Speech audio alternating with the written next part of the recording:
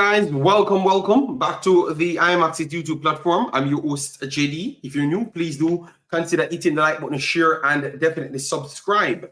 If you are a member of the platform, massive respect and thanks for the continuous support. As you saw by the title, we're going to be doing our post-match analysis on all of the games, but preferably Jamaica versus Curacao.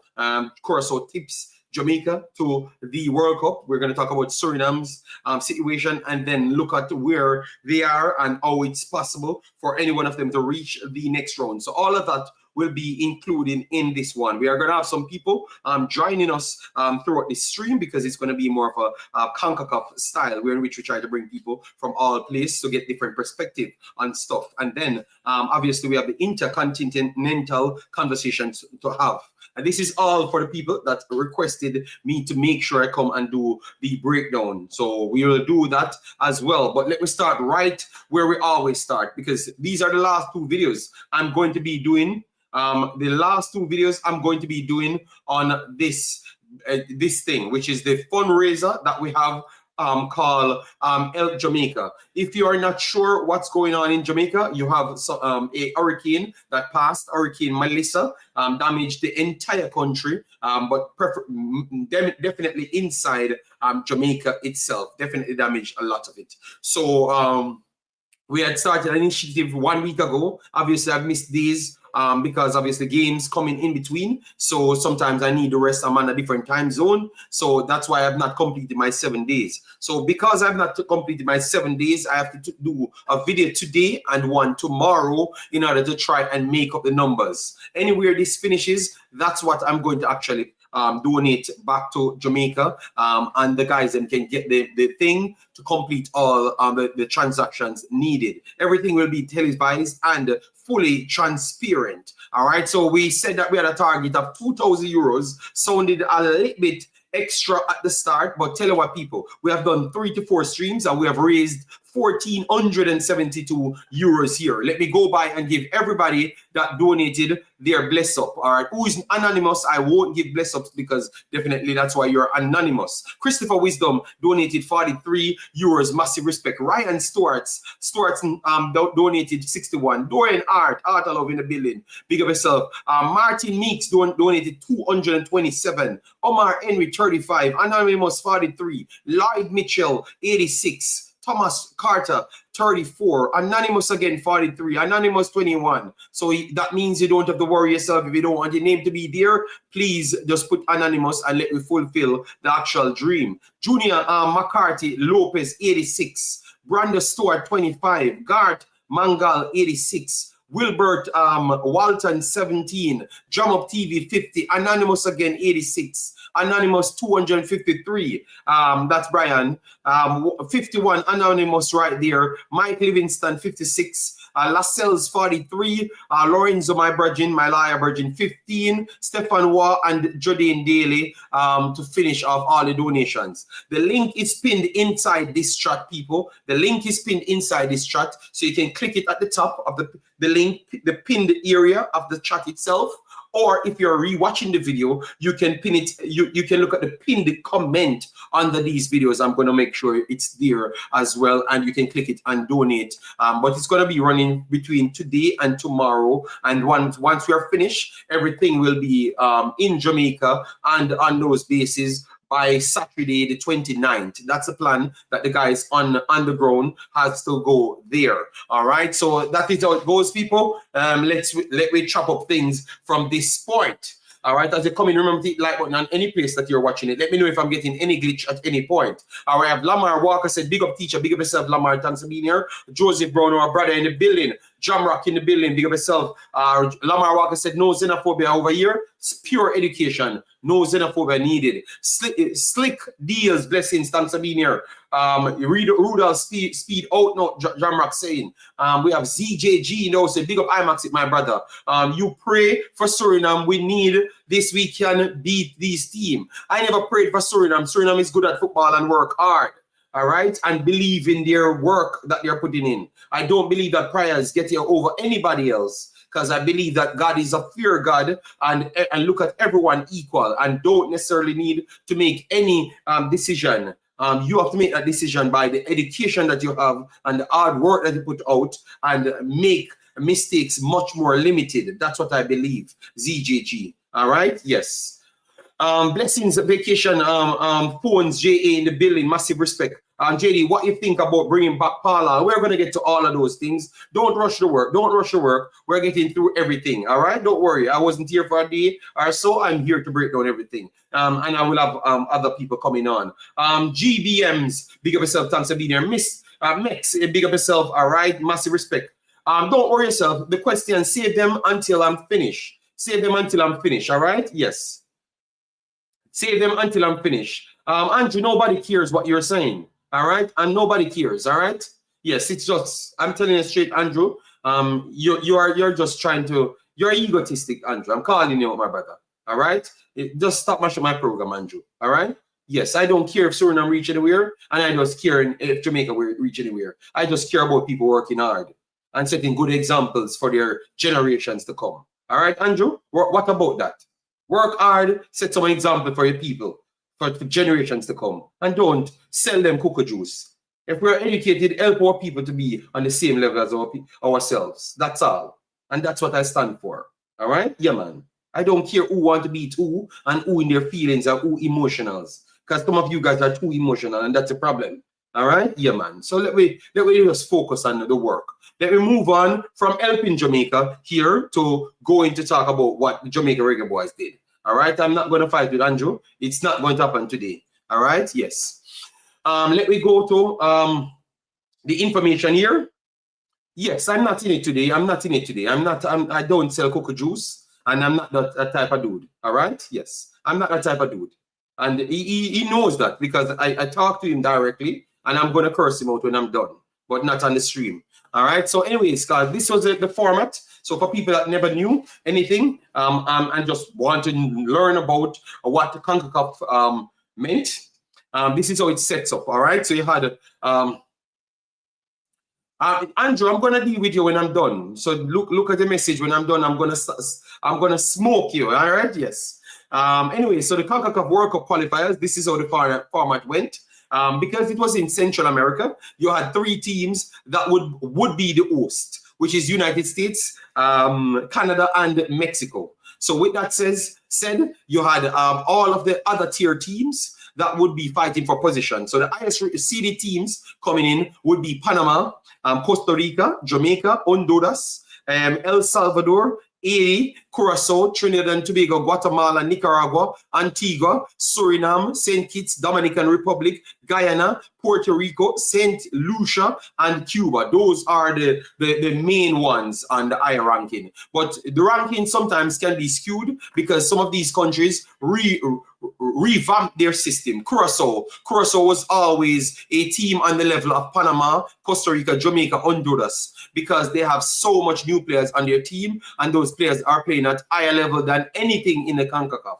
Period. So that makes them easily one of the top 3 teams. Suriname as well has all new players on their team, and they're playing at higher level than everywhere in the Concacaf as well. So that makes them easily one of the better teams in the top 4. So when you see their performances, it's not by accident. It's not any extra prior they put out. It's just solely because they're good enough to be there. All right. Yes. So these are the schedule that we had. We had 3 rounds. Round 1 that had the weaker teams trying to fight to come up to the bigger team stage. The second round, you had the bigger teams started to put themselves in. So you had the Jamaica, the Panamas, and those teams. And then after that, the qualifiers that came through to the 3rd rounds, that's what we're going to talk about now. So you're going to start seeing the qualifiers them here. So three groups of 4. That's what it is, A, B, and C. You're seeing here. Panama, Suriname, Guatemala, and El Salvador in Group 1.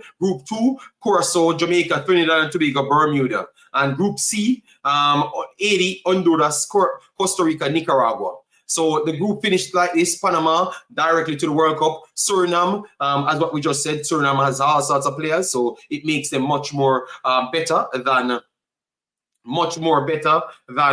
what the rankings would have said. So it's not by accident why Suriname finishes on 9 points, because I think it's only 2 teams directly better than Suriname would be would be Panama and Costa Rica. Any other team they can beat on any other day. And to be honest, they drew with Panama and drew with Costa Rica as well. So they could beat them as well. All right. And both of them, they were leading in.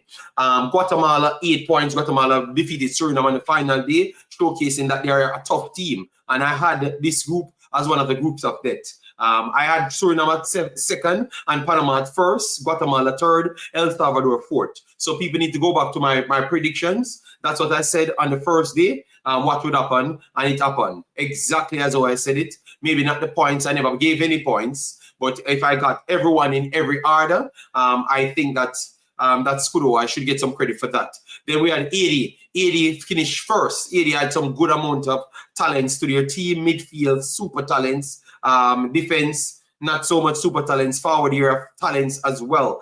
They've tipped Honduras and Costa Rica. Costa Rica was an highly rated teams coming in, but with teams adding in 50, 60 million out of talent to their team, it makes them always good. And that's what 80 did to their team. They tipped Honduras and Costa Rica to get to this round. Then we had the Group B. We have Curacao, Jamaica, Trinidad and Tobago, Bermuda coming into this one.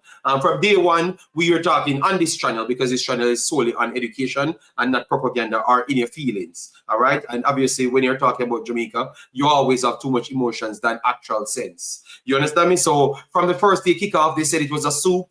People came in our group, said that we should get with the team and all sort of stupidness. Nothing of sense. We were just talking about the education that we had. So the information what was presented to us, Curacao team was equally as good as Jamaica, if not better. And Trinidad and Tobago, they were better than Trinidad and Tobago before as well. So it was always a battle between Jamaica and Curacao, who Jamaica could have added to their team to make them better. And who Curacao would have added to their team. We knew that Curacao would have added literally 6 to 7 new players. I knew that from very early on. They added more than 7 to their team. All right, some of very good quality that would have made every team in the Concacaf bar the 2 top teams, which is Mexico and United States. And I want to say that even some of them might would have made Mexico's team as well.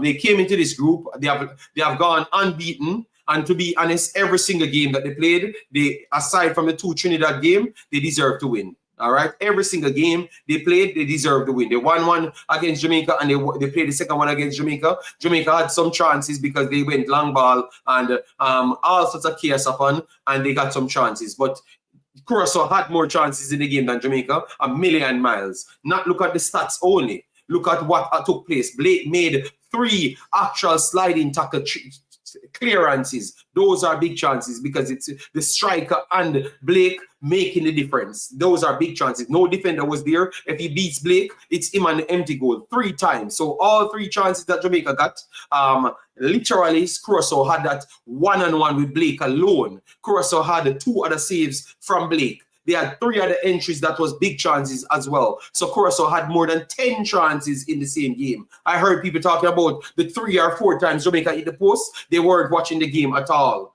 Curacao was far better than Jamaica in that game.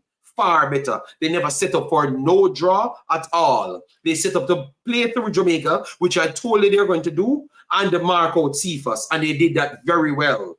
Because Cephas did nothing in the game at all. Because Jamaica never knew how to get the players off Cephas. Jamaica never knew how to get the player off Cephas, and that's what changed everything. All right, yes. So Curacao deserved to make it because they were the better team. Over the 2 legs, they weren't better than Trinidad and Tobago. I would say that. All right, and congratulations to Curacao. For Jamaica now, I thought that Jamaica never. I heard the president stated that they under what he said. Let me use the right word because I don't want to lie on him. They never view the teams at the same level. That's what he said. Like they what's the word I'm looking for, Andre? I think they were concerned about Trinidad. They overlook these teams. They overlook these teams. That's the right way to say it. They overlook these teams. That's what the president says. And his next statement is a lot of local coaches are doing well. Underestimate, thank you. Underestimate is the word, sorry, because my brain is going miles a minute. You know, yeah. So underestimate the other teams. That's what the president came out and said. And then he said a lot of coaches doing well that's from Jamaica. So next coach is going to be a local coach. Those are two of the worst statements I've ever heard, Andre. Because every one of Curaçao's players, I'm going to put up Curaçao's players on the screen now, so you could get to see it. All Curaçao's players are actually professional players that you can click and get the information for them instant. So is that a sign, Andre, to say that Jamaica was just not doing anything at all? They are not scouting anybody. They know nothing at all? Because he's pretty much saying that they knew nothing at all about these teams.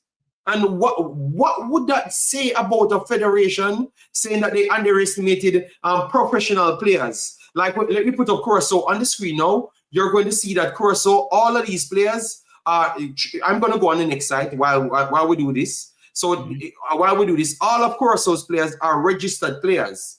So, Andre, what do you think took place there for him, and what kind of statement that he would be making? Well, it's possible that he can be talking out of turn, right? Because I think one of the things is that there's a lot of people think or believe, and they have a right to, that they know football because they could identify maybe a pattern of play or when a pass should be played or not. But football is way bigger than that, because you're talking about something. You know, if the coach had an opportunity to talk about this, the coach might speak differently, right? Because it's his responsibility. So sometimes we have people weighing in on football in areas that they don't truly understand or did the time to do the work to understand what they are looking at. So and so it could easily allow one to draw the conclusion that either the work was not done or somebody don't know what they're talking about. Okay, right, but that man is in position at the top, Andre. So what he says goes. So that make me feel like it's not in the right hands, because if you don't have the education that's required to get the job done, that would seem like you never prepared. You just went out there thinking that you're just better than every team. So I can tell you, and that is possible, that some people think like that. You hear that narrative in the space. I've always warned since I came into this space that Jamaica is in the best position to qualify for the World Cup from the English-speaking Caribbean. But I've also warned that if Jamaica don't take care of its business properly, then that may not happen. Okay? And what that meant was, you know, you need to get everybody on the same page. People have to understand their remit. They have to be capable of doing their job, and they have to do their job, right? We have to be in it for the right reason, because football is a very given sport, but you have to give back to football as well, as otherwise football don't take care of you, right? I think a lot of times we have our individual motives, right? And that hurts the outcome. That hurts the outcome. So I don't know if he's saying that because that's what he understands, that's what he knows, or he's saying that, you know, sometimes we are looking for excuses to explain what took place, right? Okay, fair enough. Because why I said that, you know, because I look at things as what it should be looked at least right. That's what I want to think. Right. So I know that you're the man at the helm. So I expect when I heard from you, I should be hearing, oh, we need to hear that what went wrong. Right. What we could be doing to fix what went wrong. You know? So I wanted to get clarity from you. Right. And based on what you're telling me, it's a strong possibility that he doesn't even know what he's talking about. So how is it we should be having people in these positions that we're questioning if he knows what he's talking about? You understand me? That seems that we're already on the wrong footing. I agree with you 100%. I agree with you 100%. I listened to an interview after the Trinidad game the other night, right? And the head coach is saying that he's making a case for his job, that he had a streak at home where he didn't lose any games, right? A streak of about 5 games. Okay, but nobody in the media was able at that moment to say, look, yeah, you had a winning, you had a streak where you didn't lose any game for 5 games at home, but the coaches before you, right, did better than that. Angus Eve went for 7 games where he didn't lose a game. You understand what I'm saying? So we find in the space where we have sometimes people are not asking the right questions because they may like the individual. You hear that a lot. You know, I like JD, so I wouldn't hold him accountable. I wouldn't put him in a tough spot, right? And that interferes with our ability to do our job properly. Not because I'm holding you accountable, it doesn't mean that I doesn't like you. Wow. So I love the direction I went with that, Andre. So what that is saying, what that is saying to us then, Andre, it's like we're doing things pretty much like our feelings. So how can we, how can any one of these regions be successful with people that's trying to do things the right and proper way? It's almost impossible to be successful. It's almost impossible to be successful because I'm going to tell you, football is a very nuanced sport, right? And I think people struggle with that idea. And we try to take some hard truths. Recently in the region, you know, coaching education was introduced, and anybody in their right mind would have a problem with coaching education. But people started to take some hard and fast positions because of the information they were now receiving through coaching education.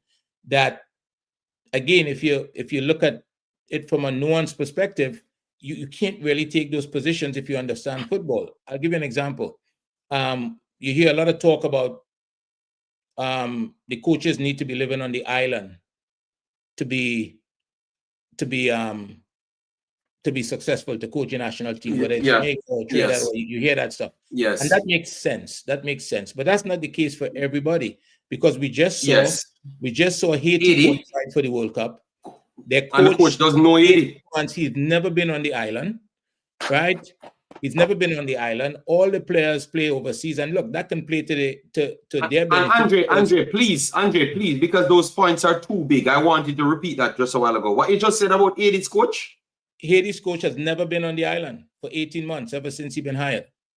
Right? He's never set foot in Haiti. Never been on the island. Right? Everything was done overseas. He was communicating with the federation.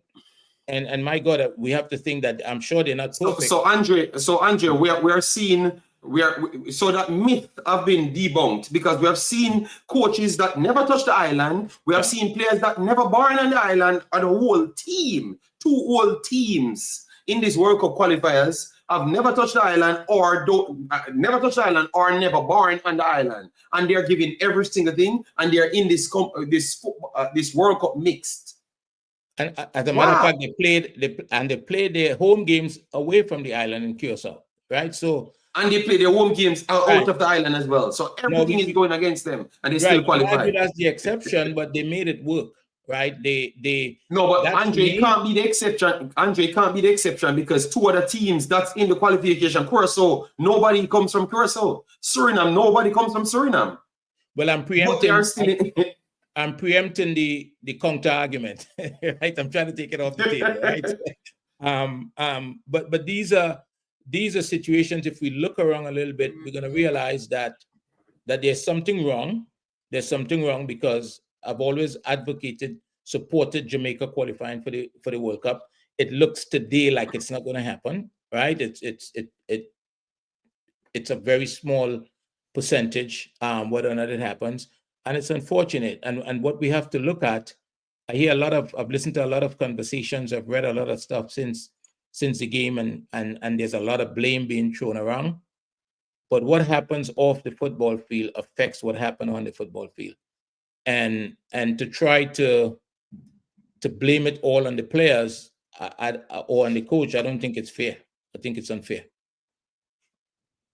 Yes, I heard a lot of things. I heard even Rudolph Speed, literally, he got the job of advising the coach.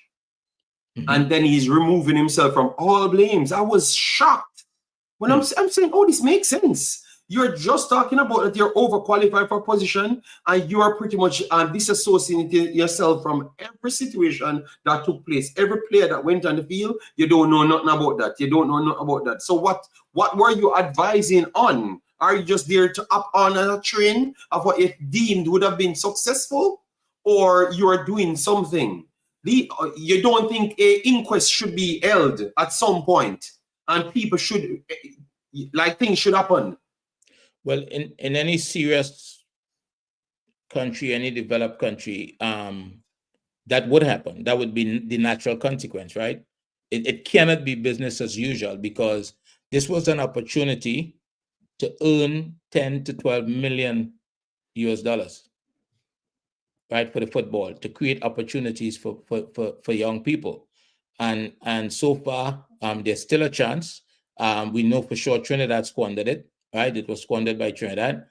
And if you get put in charge of that amount of resources, or the opportunity to earn that amount of resources, and you don't do it, then you've got a problem. People lose their job, JD, in this country for not making what they call quota if you're in a sales job. And sometimes that quota might be $5,000, right? That's how important the potential to bring revenue in is to any organization,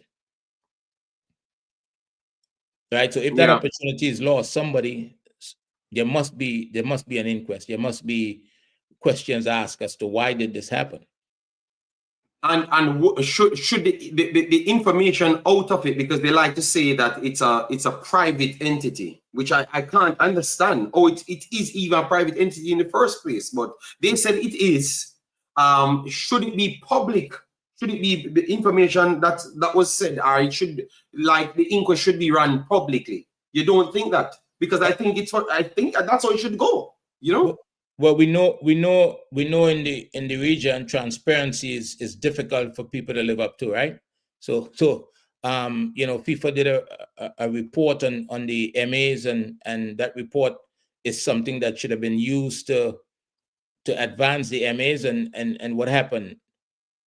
We've never seen it, right? Whether it's Jamaica or Trinidad, and a few people shared Trinidad, but the federation itself has never shared it, because nobody wants to be held accountable. Nobody wants to be held accountable. Okay. So I agree with you. It should be something done public. It should be something that, because you see, I looked at the Jamaican fans recently, and in light of what just happened in Jamaica with the hurricane, a successful World Cup campaign would have done a lot for Jamaicans in this moment, right? Just that feel-good factor. Because when you compare that to the celebration of the Haitian people in the streets on Tuesday night, and the people from Curacao, and it's just an amazing accomplishment, right? And if we were able to accomplish that at a time that it couldn't be any easier, JD, it just couldn't be any easier, whether it's Jamaica or Trinidad or whatever. The thing about Trinidad is, I just know they haven't done enough. But it was still within reach. You follow what I'm saying?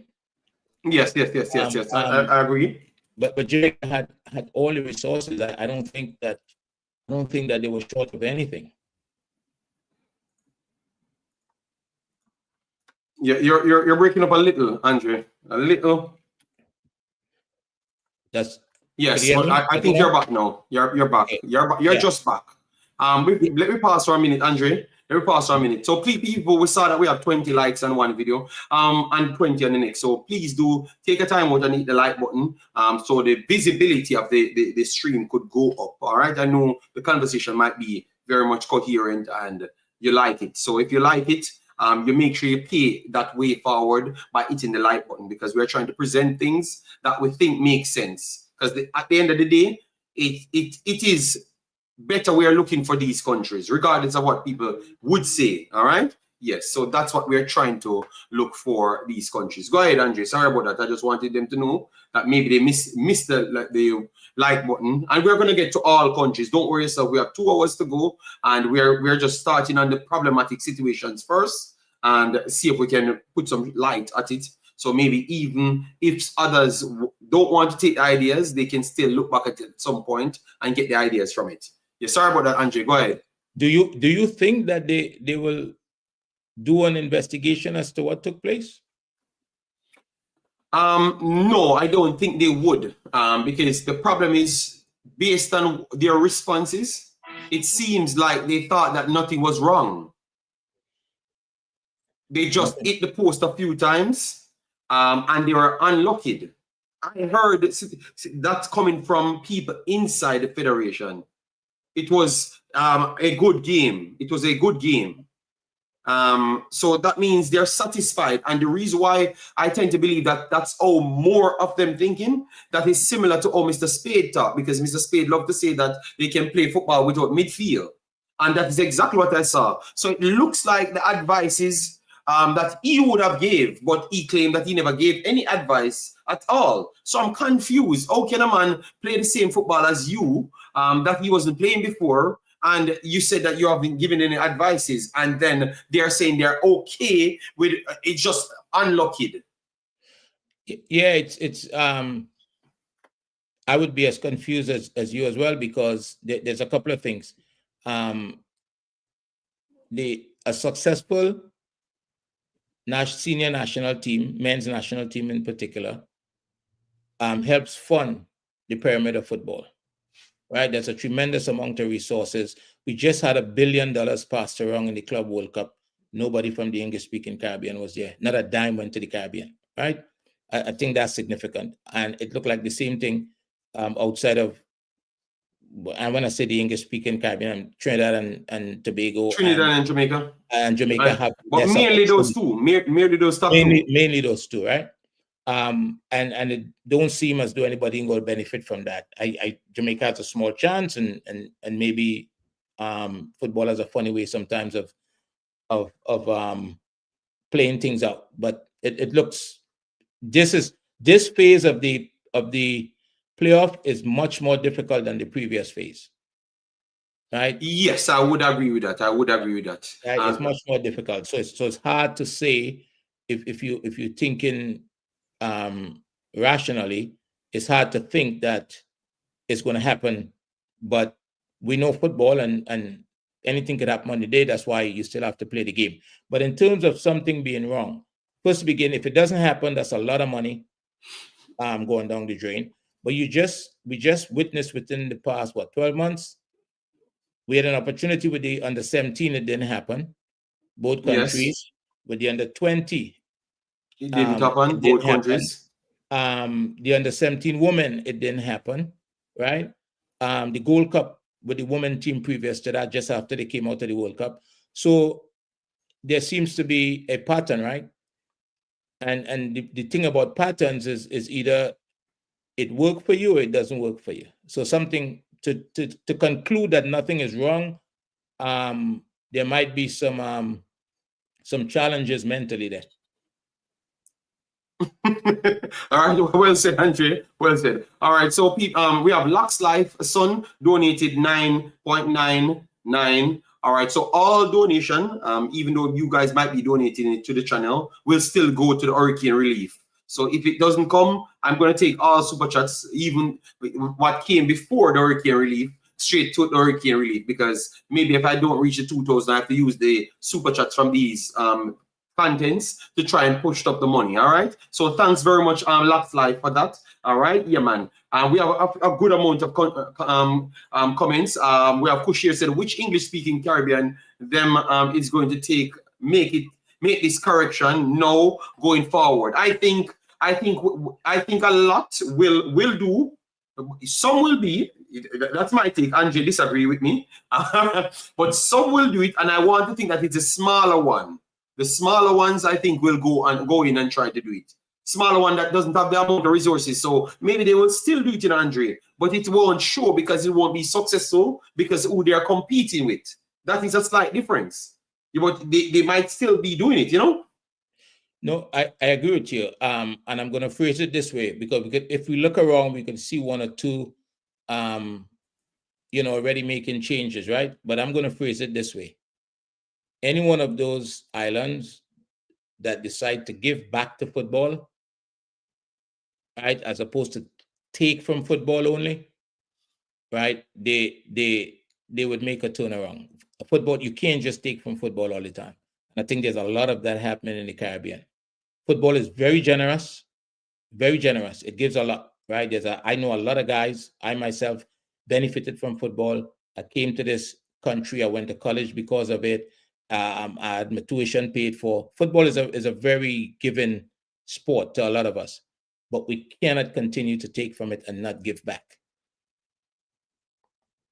All right. So let me try and bring on a person. We have another guest, Andre.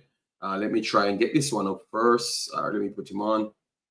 All right. So we have Francis, I think. Hello, Francis. How are you doing? How you doing today, fellas? Good. How are you doing, Francis? I'm blessed. Thank you very much for asking. We're here just trying to do a wrap up because I never really did any post-match analysis. And if I don't do a post-match analysis online, I will have to do it in my WhatsApp. So I prefer to just do it here. So at least it's recorded and registered. So that's what we are pretty much doing. And we are looking at some of the situations to help to see it, because obviously we are in football, but not in the Caribbean. But we are looking back to see what can improve, because we just saw two Netherlands teams, pretty much. So Netherlands lower tiers came to the Concacaf region, and they didn't look like the Concacaf understood how to deal with them, even if they never qualified directly. And Jamaica pretty much trying to force the mixture, and it's not looking like it's working at all. It's not working at all. Yeah, so that's what we're trying to discuss. Where we were in the conversation. We're going to go to everything else, like the draws and the games them as well. So we just kept trying to catch you up. So what are your takes on what you heard so far? For me personally, well, definitely big up to everybody in the comment section. Those that are watching. For me, when it comes to the teams that have qualified and the teams that have fallen short, it comes down to preparation. You know what I mean? And in case of starting with Jamaica, I think the preparation wasn't the greatest. And so we stumbled and we fell. And we relied on things that we are good at, but we did not work towards them to make them better than what they needed to be. So like we know that we have strengths in certain areas, and instead of trying to, enforce that we work on those areas, we support those areas, we just relied on those areas. And it's not difficult. The ball is round. Everybody watches film. You can't expect to just come with one style of play, one mindset, and expect it's going to work against every single team. And we found that out the hard way. Disrespecting our opponents, saying, it's easy and soup group and all these other nonsense. You giving bulletin board material and more wood to, to the other teams for their fire. So they're fired up even more to prove the things that are being said. It just never helped as well. Okay. So I think I've agreed with almost everything I said, but you don't believe that maybe the separation in quality wasn't there, because sometimes what you're saying, even with all of that, you can always cheat football, as to what Andre said. You can always get over the line because you're just more talented than the next team. So you don't believe that because the separation wasn't there, that little gimmicks that they have always played couldn't work this time. Because a player can individually stop Cephas, one player, and then one does his job and still half-mass Cephas and then dominates your team based on just stopping Cephas easier than a smaller team. You don't believe that closeness to the quality played a bigger part than the other gimmicks that they've always pulled to motivate other teams of beating them? Well, yeah, for sure. Because at the end of the day, we're not every team is gonna have a ton of talent. Everybody's gonna have talent, but it's all about the preparation that you have with the talent as well, right? It's preparation meets opportunity. So I feel like the other teams might not have been as talented on paper as the Reggae boys in terms of having as much players, but at the end of the day, it's a team game. It's who plays the best team game. And if you have your talented players and you surround them with other players who understand what their assignments are, understand what it is that is the mission, then it makes it even easier for them to get the job done. I don't know if that makes sense. No, I heard you, but I wanted to just get out because for me, I don't think Jamaica had better talents than Curacao. I think that Curaçao's team was actually better than Jamaica's team. The top talents them are equal, but the rest of the talents them straight out Curacao had better talents because what they did, they just go through professional players overall. What we did now, we have to force talents and force players on the field because we had that forced mixture. For some reason, we couldn't find at the bottom tier of the talent. So, for instance, Kevin Lambert, they chose to say, okay, I'm going to go in the JPL for a player instead of put on Kevin Lambert. So they could have matched the same balance of talent as Curacao, you know. But maybe because they had other obligation, they just tried to go that direction. So I thought that Curaçao's team was actually better than Jamaica's team on a wider base. The higher talents them equalize out themselves or whatever you want. What you want to say, but I thought that right throughout the team, they were much more better at the bottom end. So you're sending on younger players. They have they can follow that identity of their team. I saw Jamaica putting on younger players, i.e. Dujan Richards. And he's not listening to what the coach telling him to do. He's kissing his teeth and walking on because he thought he should have started. Dujan Richards can't make Curaçao's team. And I'm not asking you. He can't make Suriname's team either. It's just not possible. And he's not listening. So you see what happened right there? Literally, you are not one of the highest rated players. You are one of the lower rated players, but your ego and I clearly, after the game finishes, so this is after, I saw why he believed that he was one of the better players then, not on the field, because his owner came out and said that the player that should save Jamaica is on the bench. You understand me? So I think a lot of those things of a fact and the result, you know, of a play on that result. You understand me? Because if you believe these things, you know, and the players come into camp with these things, that offset every single thing, you know. You know why? Because it doesn't matter what the coach tells you. You believe that you're better than everybody on the field. So if you're going to get 20 minutes, you're not satisfied with 20 minutes. So subconsciously, you know what you start to do? Down tools. Andre, you don't you follow the line of reasoning? No, I follow you because look, football is about the collective and it's not about no one individual. Because as Francis said earlier, people could watch video, they can figure out what's going on with you. So it's about the collective. It's also about professionalism, mentality, right? It's how we behave. I saw some pictures and I saw pictures, but I'm still going to say, if it is true that players were out until early hours of the morning, if you came up in a professional system, some of the information they will share with you is about sleep, how important sleep is in order to be able to perform at your best ability. So to 24 hours, 48 hours before a match, an important match like that, if players are out, that shows that they are extremely unprofessional.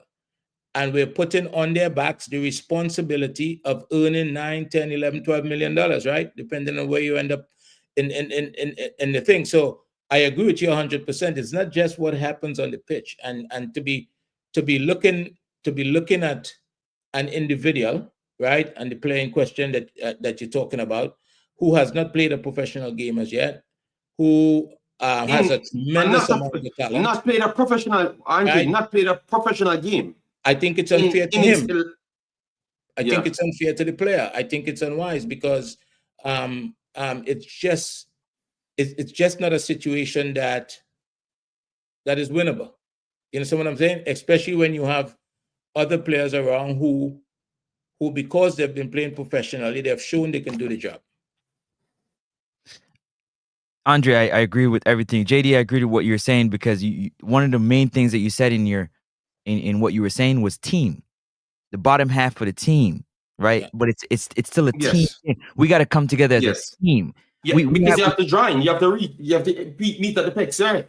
So if you really look at it, right? If you really look at it, we are top heavy and bottom heavy, and we don't got nothing in the middle to bring it together. We put a 20 man squad together, and we had no midfield.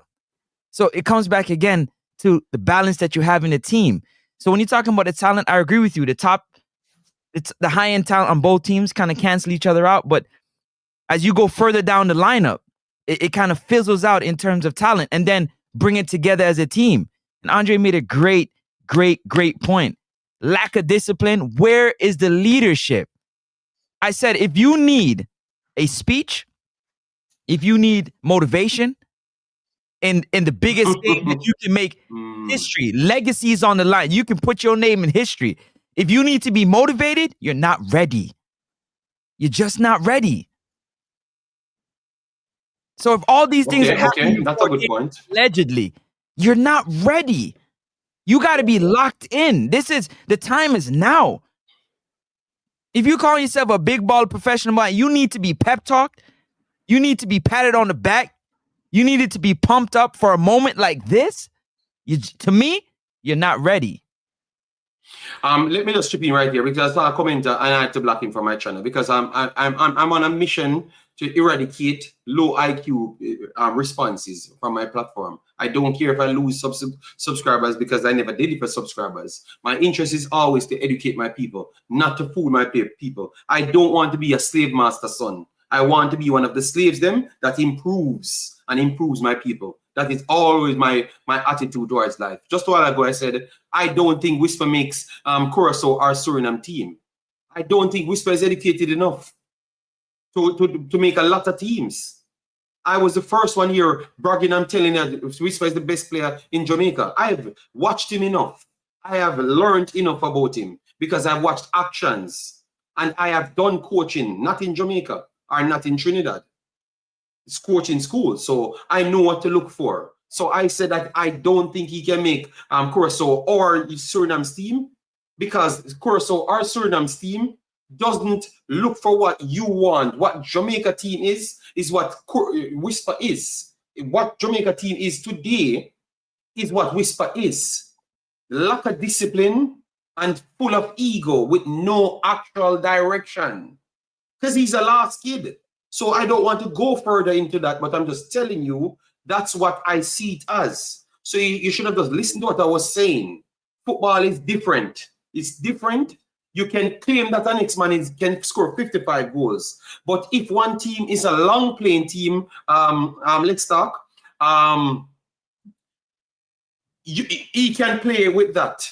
But if an next team is a technical team that rely on a team principle, Curacao passed the ball. You know how much time, Francis, you know how much time Curacao could have kicked the ball long and run past Jamaica because they did it and they were successful. And yes, what they did, they kept it and put it back to Camencia, then back to Bakuna, and then split it through to Kenji Ore because they realized that, okay, because me and Nebekisa has 55 to 44 running pace, if I get him to stop and I'm already 35 in my 55 running, you have no chance. And that's what they did.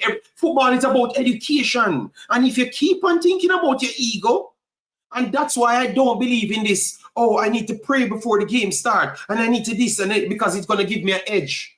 No, it's not going to give you an edge. That means you're never prepared. And that's why I love that statement that you just made.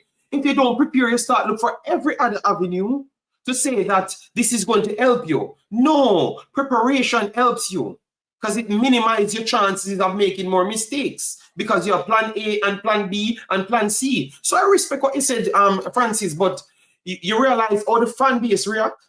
That's why these people can get away with these things. Because look how fast he's ready to disrespect me, you know. He never understood what I said there, but he wants to disrespect me. So his mean of communication is to disrespect me rather than understanding what I just said. I get it all. I get it all the time. I get it all the time. Because I say it all the time.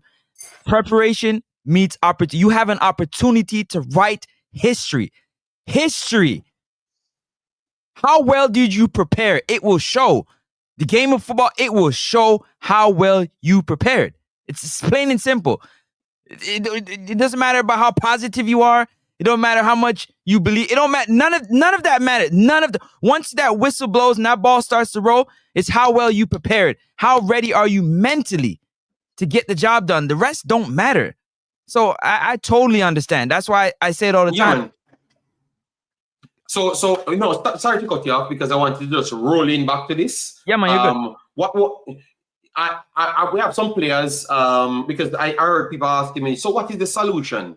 So I wanted to bring Andre in and yourself. What is the solution?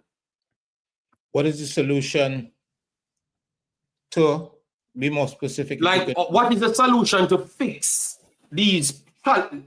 You know what? I'm not going to even ask that question because it's like we're putting band-aid over the crack.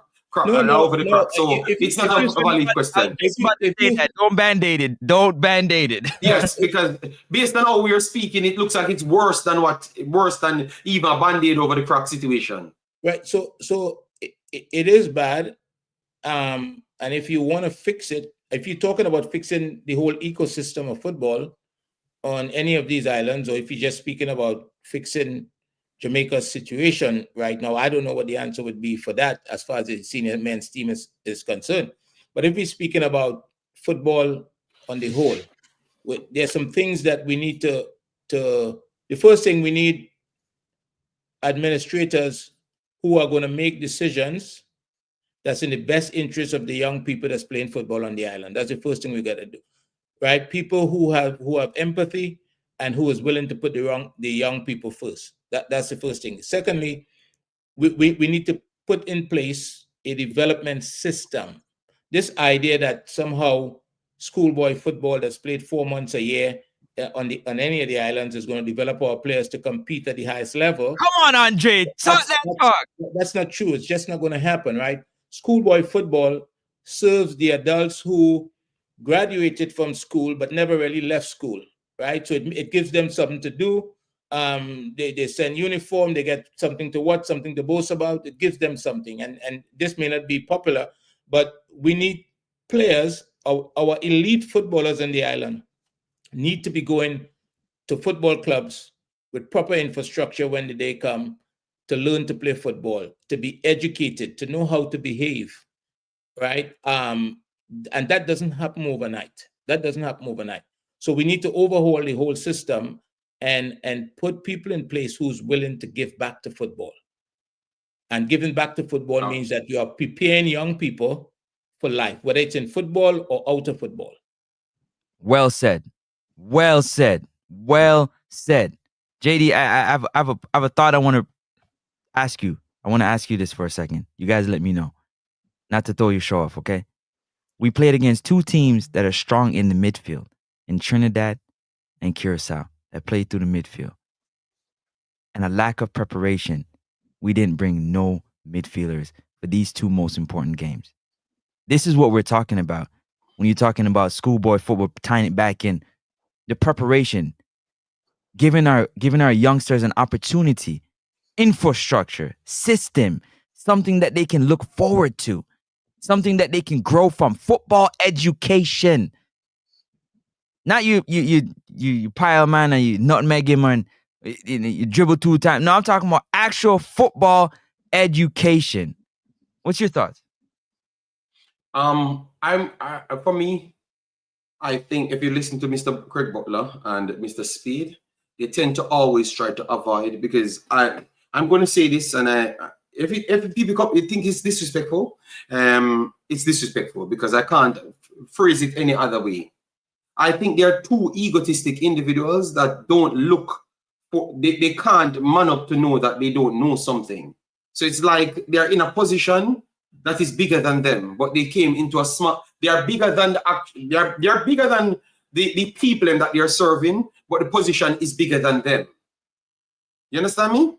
So instead of them knowing that they have a flaw and they don't know this, they wait until they learn it the hard way. So what both of them actually went on to sell is what Jamaica is good at is speed. Sad to tell the people, Jamaica is not the fastest footballing country. Nor the second, nor the third, nor the fourth, nor the fifth, nor even the top 10. So that story is a lie. So what they did, they walk around and tell you that we need to play speed football. You know why? You know why, Francis? Because it's the easiest way to scam football. Put a bunch of white players in and try to run and oversize yourself. So they use some big gigantic player at young age to go in areas and then fool people to say that, see, we can win games when you're 6 foot and the next player is 2 foot odd, but they're actually learning football and will develop in their man body. And that's why when we reach bigger stage, when everything equalizes out, you can't scam football anymore. Because now you have to work through the midfield a little bit more, because you will try it like Cephas and get caught out because a man block you there and the next person just put a zonal trap around you, take the ball from you, and then play through the non-existent midfield. And then your center backs have to be squaring off with everybody. So it is flat out lack of education, but you have a bunch of egotistic men that can't serve the people well, and because they are benefiting out of the naivety coming from the people. That's what I think. And I have facts to prove it because I'm seeing it from youth 15s up to the senior team. That's what I think. I said the same thing too, watching. I'm like, where is the we just overpowering these little teams. These other teams are little. We're just overpowering them. But when we get on the same level, look at it. They were golden. Curacao was like, come on, Cephas, kick it by us. Kick it by us. Go ahead. Kick and run. Kick and run. Because we have somebody sitting back there waiting. As soon as you push it by us, the second defender's waiting to just take the ball from you. Go ahead, Andre. Could I the idea I've been hearing the conversation about Jamaica went without midfielders. And in some instances, I think people speaking about the quality of the midfielders. I've heard in some instances they talk about the number of midfielders, right? Look, I don't know. Tell me what you guys think about this. In football, defenders are expected to complete 80 to 95% of the passes. Yes. Right? That's the expectation. Yeah. In that game against Curacao, right? The Jamaican defenders, nobody was out. One person, Ethan Pinnock, was at 75%, which is still below the threshold. Everybody was in the 60s, everybody else, in terms of pass completion. Okay? Blake had the highest of the back five with 81% pass completion, right? But if you put that against the number of long balls that they played and how much they completed, I don't know that the midfielders are being asked to be part of the football. Yeah, but Andre, that is a part of our conversation here. That is a part of our conversation just a while ago, but maybe not others. Right, it's 28% pass completion among the back, the five of them in the back in terms of long balls played. Right, some play more than others. Okay, I think Lee played the least among. So there's a lot of, as I said earlier, it's hard to try to figure out what the problem might be today with the football, but from a broader perspective, the whole thing needs to be. I know coaches, after they play in the Caribbean, they like to say we need to go back to the drawing board. We seriously need to go back to the drawing board now as far as the ecosystem of football is concerned, because this cannot be seen as anything other, and I'm speaking about all of them, as a failure, a massive failure. And it must be a turning point in terms of who runs football and how we run football in the Caribbean. There's no way to look at it other than failure. Massive failure. I mean, there's a lot of money right on the doorstep. Trinidad is 3.5 hours from Miami. Jamaica is what, hour and a half? Right? And we know at least $1 billion passed through already. How is our football going to grow? Football, you have to have money to grow football. So Andre, because we were talking about it, but what you said tied into what we were saying. Because if you don't have the midfield existing, because remember, you always have a 6, Andre, to come and take the ball off the defender, present those avenues. If you have only a defensive midfielder and you're under pressure and he's trying to screen, he can't come back to take the ball off you because he's already trying to defend. You understand me? And then the next one that you're having there is a central forward. So a central forward beside him playing a role. You know how difficult that is, Andre, for him to stay composed and not leave his position. And I think that's what took place. And it only left some of the centre backs them to play one way. I think one plays one way, but I can tell you that Ethan Pinnock can play normal. Like he will play the ball short and make the midfielders his work, because I saw it for Brentford. He makes his short passes, and it's a 90% success. 90% succession rate for Brentford under pressure. So it tells you that he can do his job. So you're right. I think they have left with no option, maybe both of them, to go along, because if you don't have anyone present the screen to take the ball, you one is screening and one can't take the ball off you. So what is there? And then your fullbacks them get isolated by the wingers, them already screening your two fullbacks. So you have to put it further. You have no other option. And then they have the ability now to block out one of your wingers then, because the next one is not as fast. So you can do one-on-one isolation with him, and the next one you can afford two, because you already outnumber them. Yeah, it would be good to hear from the players, some of them, from a on-field perspective, what that experience is like. Because a lot of times, as fans, as coaches or whatever, we share information based, or opinions based on our perspective, how we see it. And the people who are actually living it, we don't get to hear from them often. It'd be interesting, just from a pure football. I'm not talking about an interview or some. When players speak to you privately, sometimes they give you the real scoop, right? Yeah, off the record. Yeah, it would be interesting to hear what their experience was like on the pitch, because that game was a game that it was a big game. Jamaica was playing at home. The stadium was packed, and throughout the campaign, just the inability to perform. I mean, that group of players with 30-something% possession in any football matches, it's just difficult to comprehend. It really is. Okay. So you all right. Matches. You go ahead, Francis. So go ahead, and then I can come in, Francis. We was pretty much 10 men down with Demario Gray standing on the right side of the field. Demario Gray does not use his left foot. Putting him on the right side is forget about it. Did you guys see in the game Demario Gray cut the ball back in on the left foot? All he had to do was square it into the box, and he said absolutely not, and put it back on his right foot and went down the line and turned over the football. So you got to make a decision there. Putting him on the right side he's ineffective, very ineffective, because he wants to cut it back in on that right foot. So you got to play him, either play him on the left or in the middle. He is ineffective on the right side of the field. We understand he doesn't have the pace. Yeah, go ahead. Yeah, no. What I wanted to put in, maybe that's the reason why they put him there, because of what they wanted him to be a cut in. But the problem is nobody is there.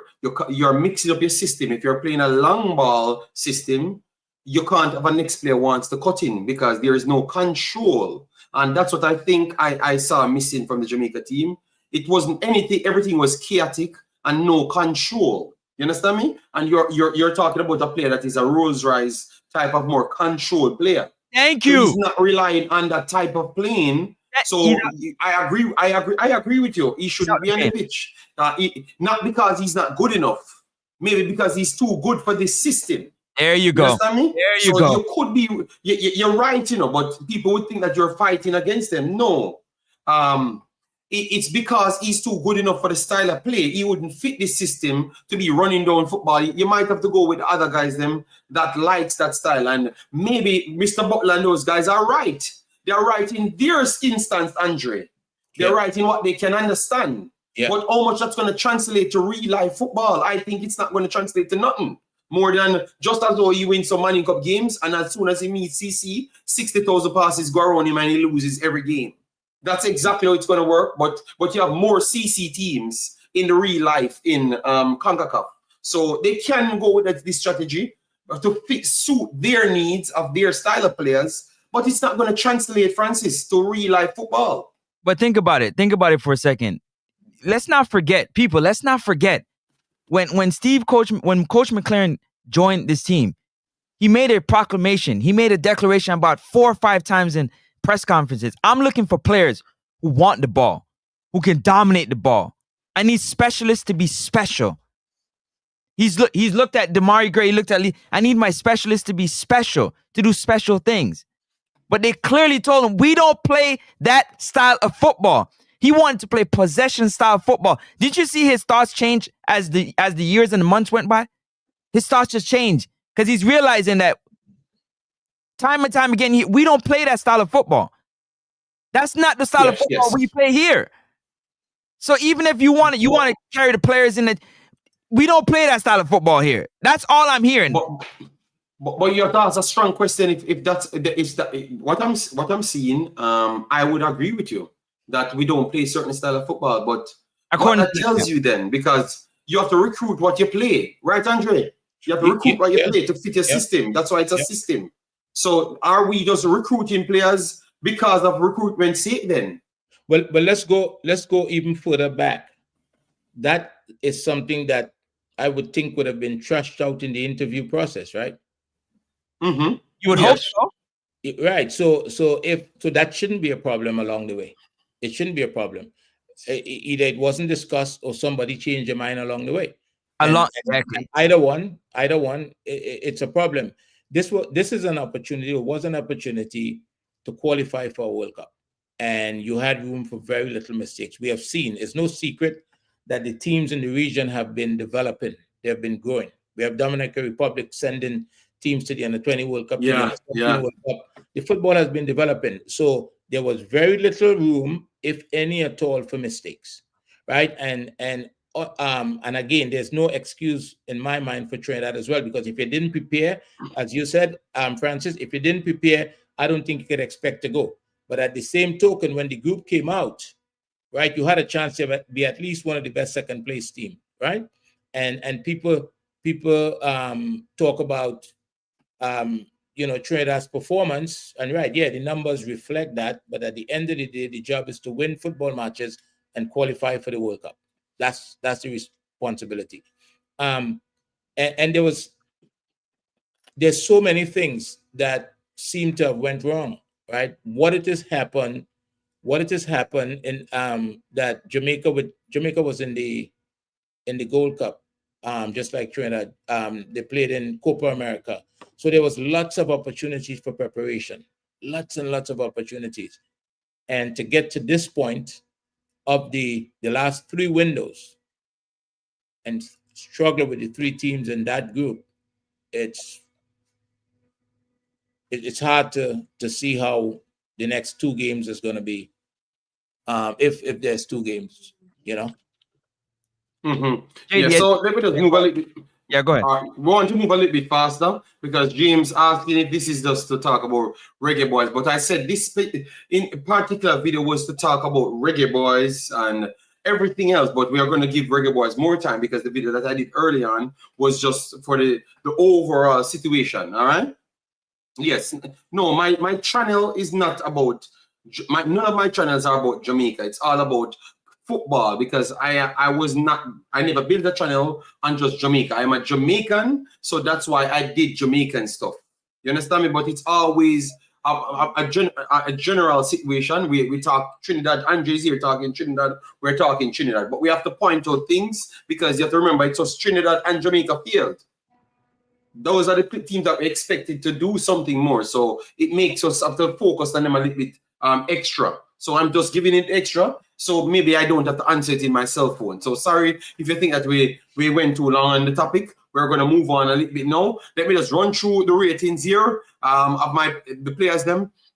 All right. So for Jamaica team, Lembe Kisa got a 6.8 here. I thought it would have been a little bit less. I thought that Lembe Kisa. Before you say that, JD, before you go on, between now and there's going to be a lot of other streams by a lot of other people about Jamaica football. I hope Chris wouldn't be listening.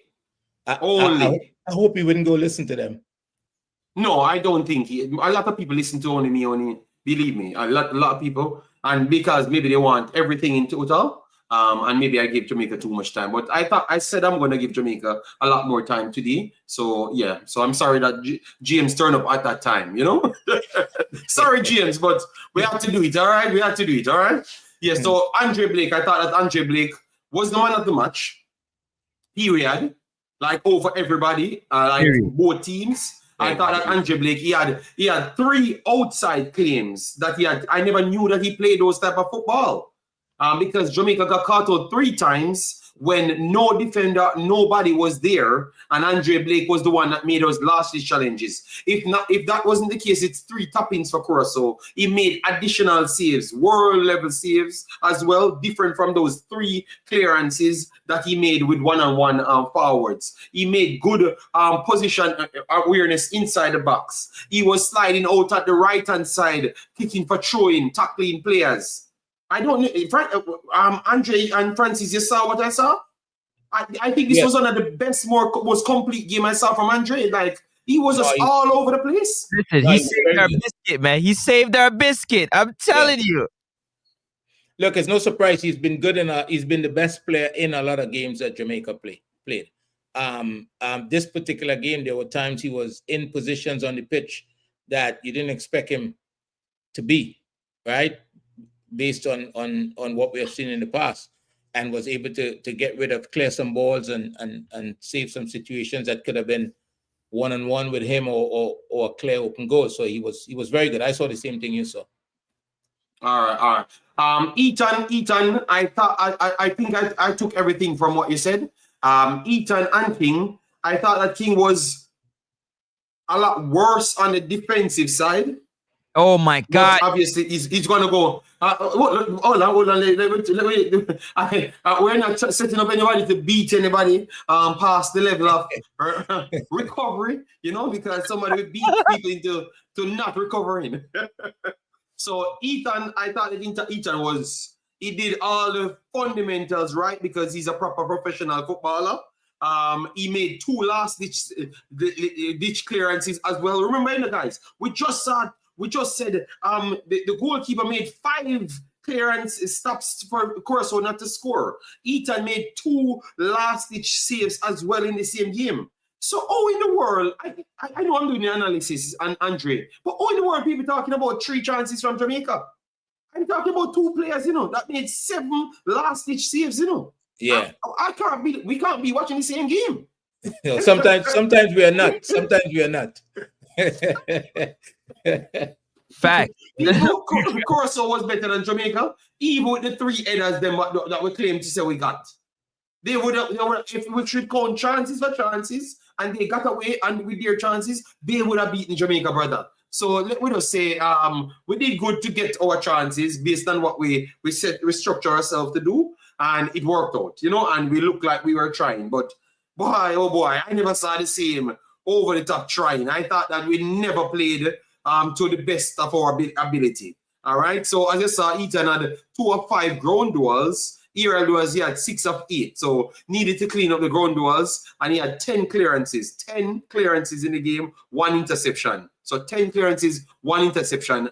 That is 13, 2 block shots as well. So 13 defensive contribution. And as we said, he was better with the passing, but he still tried a lot more long balls. So I'm going to say that the long balls, he had 4 of 10, which is 40%. That is much better than what King did, because King was the person that I thought that they put in charge for those long balls. And credit to King, he had 4 recoveries, 3 blocks, 2 clearances and 2 interceptions, and 1 tackle won. That was a last ditch as well, the tackle that he won. But on the passing side, he was horrible, and some of the zonings, he was horrible because they kept passing him, kept skinning him, and that's my problem with King, is understanding to read the game and preparing for the challenges. I think these 2 games really exposed him. It showed up his inability how to set himself ready to tackle. It's like people started to target him. I know that Garcia targeted him because he did it to him in Jamaica. So he believed that he could have done it to him again. You understand me? But not other players. Kenji Ore started to target him. You understand me? He cuts in early and don't go to Lemekisa and go straight to him. I don't know if you saw that, Francis. So finish. Let me keep my rate 10 day came in. So for Ethan, I thought maybe I would go down to 7.5. And King, I would give King a 6 maximum, or even 5. I thought that he wasn't good enough for me. And this is the second game that I wasn't impressed with him. But he never spent enough time on the Trinidad field for me to give him his right rating. Yes, so 6 I would give 6 I would give King, and I would give Ethan 7.3 to 7.5. His passing was better. He still made it the last ditch challenges. So the credit that I gave Blake, I have to give him some credit for the last ditch challenges. And the reason why I give King 6 is because he made a last ditch challenge as well. So that is 8 between 3 players. Go ahead, Andre. You go first. No, you go ahead. All right. So for me, Garcia, oh my days, did he put Ethan Pinnock in a blender? He put him in a blender. They must have watched the game. Man, if he spin Ethan Pinnock anymore, he's spinning right back to England, right in the same spot. For me, Ethan Pinnock looked old overnight. It's like he got old overnight. It's like he got old overnight. I'm giving him a 7. Yes, the last ditch tackles happened because of poor defensive positioning. They weren't together on the same page. For me personally, they got stretched in the midfield. So again, they left the back line alone. The midfield, Frey's running all over the place. Who knows where he is? Isaac Hayden's only going to travel so far. So for me, I'm going to give him a 7. In terms of Richard King, man, I've never seen a center back so poor positionally. Like, he cannot mark in open space. In open space, he is so poor. On the ball, he can make the passes, he can travel with the ball, he can do all that. But defensively, if Dexter Lambikisa got to cuss Richard King one more time,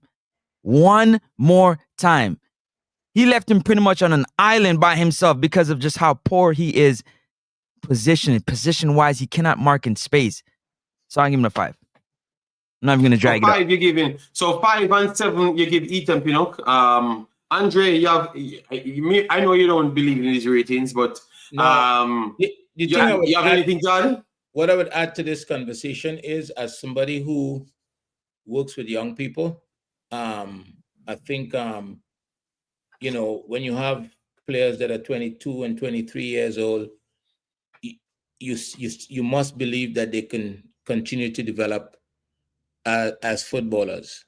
And one of the things that I wish we could snap a finger and it goes away, because I think it will get in his way eventually, is Richard King constant gesticulating and arguing and getting involved in things on the pitch that sometimes doesn't even concern him.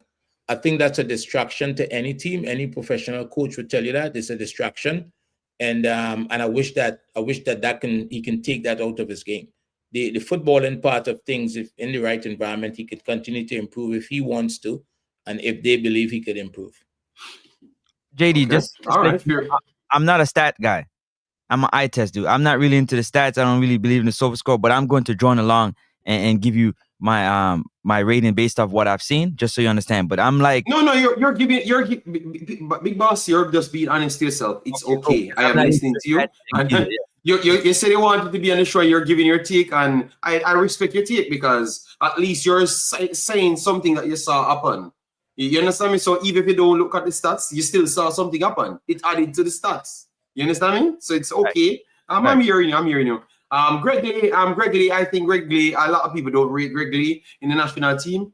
But I want to say that over these games, I am more impressed with Greg Lee more than most people. I think Greg Lee have shown a different level. I knew that he had it in him, but I thought that maybe he wanted to play a different football than what Jamaica offered him. He's an ex-player that I think maybe Jamaica just never fitted in him. I watched the game Canada versus Jamaica in Canada. Greg Lee played that game with I think everybody from locally at the back. And that game, I realized that this guy had a different level of footballing education,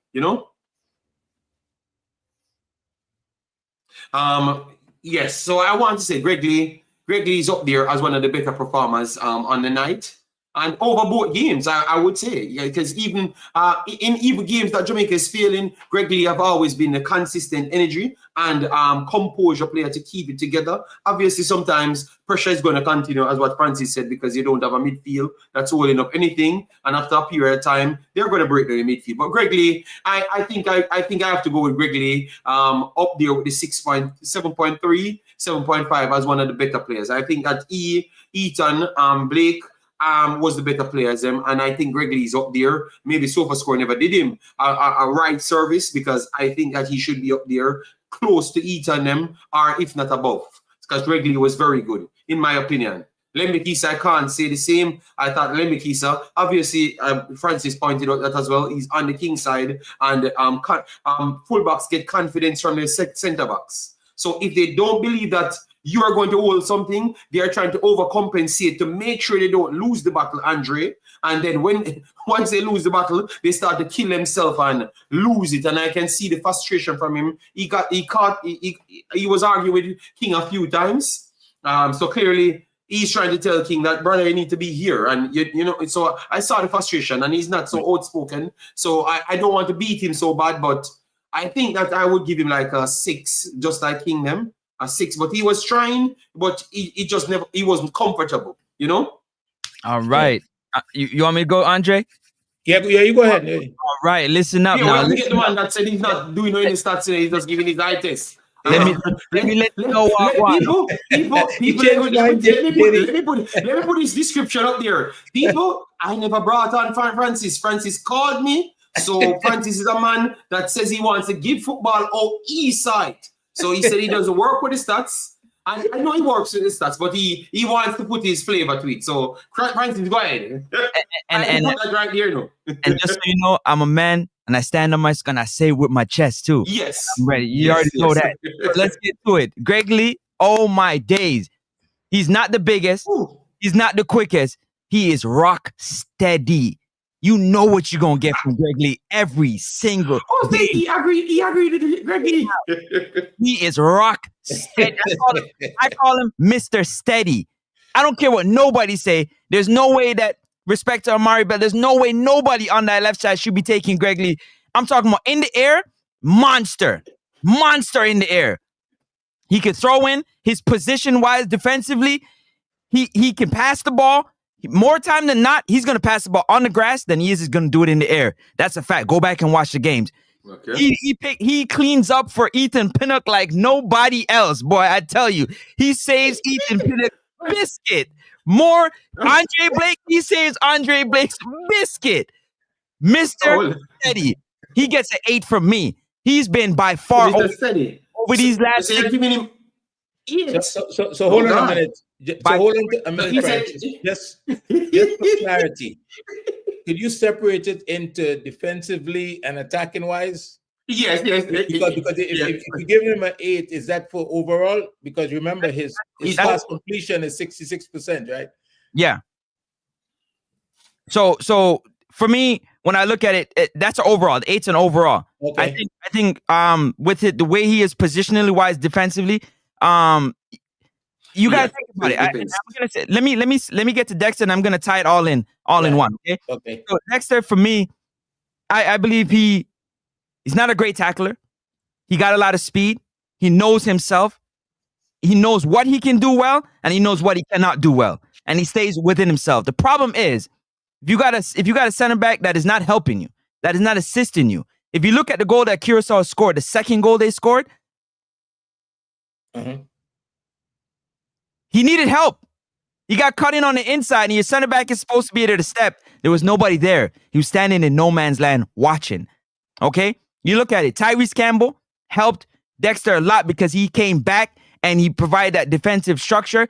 We already know Damari Gray, that's not his game. We already know that. That's not a secret. He don't track back.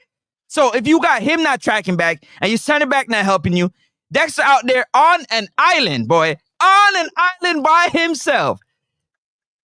But he can't go forward like he likes to. He just got to stand up and hope. Just hope that they don't come with 2 players at him. Now, if you look on the other side, we know Cephas don't run back. He did a little bit. He don't run back. So Greg Lay has to cover for Ethan Pinnock because he's wet, he's so leggy. He got cement boots on running. So Greg Lay is not the fastest, but he finds a way to run past Ethan Pinnock when the time comes. So that's why I gave him an 8. Dexter Lambikisa, I gotta give him he's not fit. He's not fit. So what score they gave him here? They gave him low, 6.8 they gave him, but I'm close. Yeah, he around there because he's not fit, and you can tell that he did more running than he'd like to because he's not as fit as he'd like to because he's not playing that much game. But for me, he was left on the island, so I'm gonna, that's how I tie it back on in. Andre, for me, offensively, I think Greg Lay is fantastic in the air. In terms of aerial duels, he's great. Passing the ball, it's kind of tough because of who he's passing the ball to.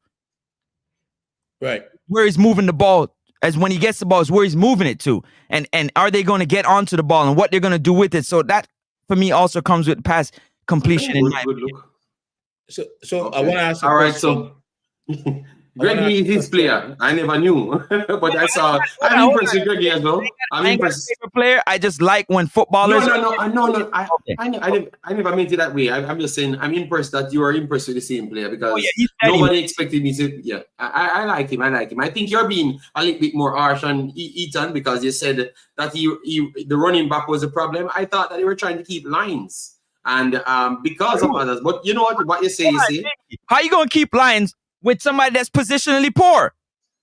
Yeah, but that's the problem because they're on the field. You think maybe he doesn't. A lot of people don't want to play now, but because it's their conscience, they have to go out and fight. They have to go out and fight, and you just end up out there.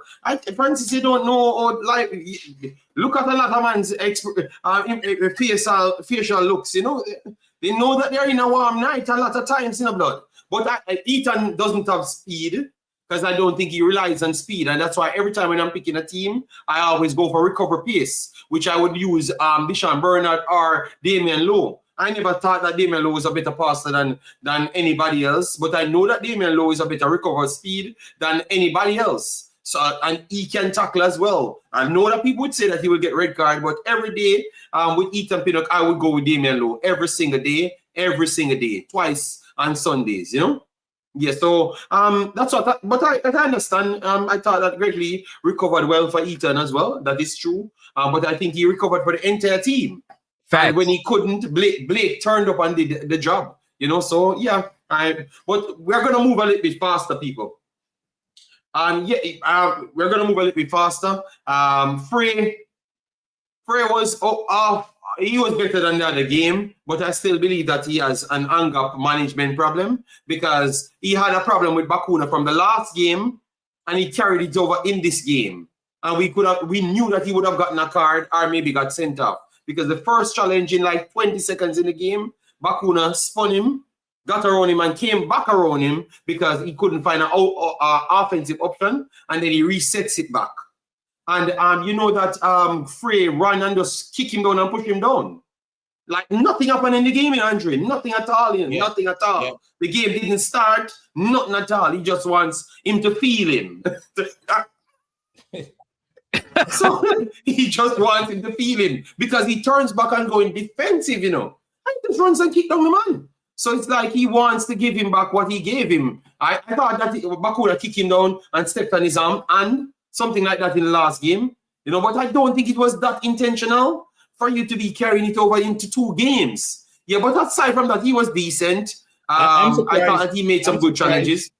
I'm surprised he walked into this team this easily.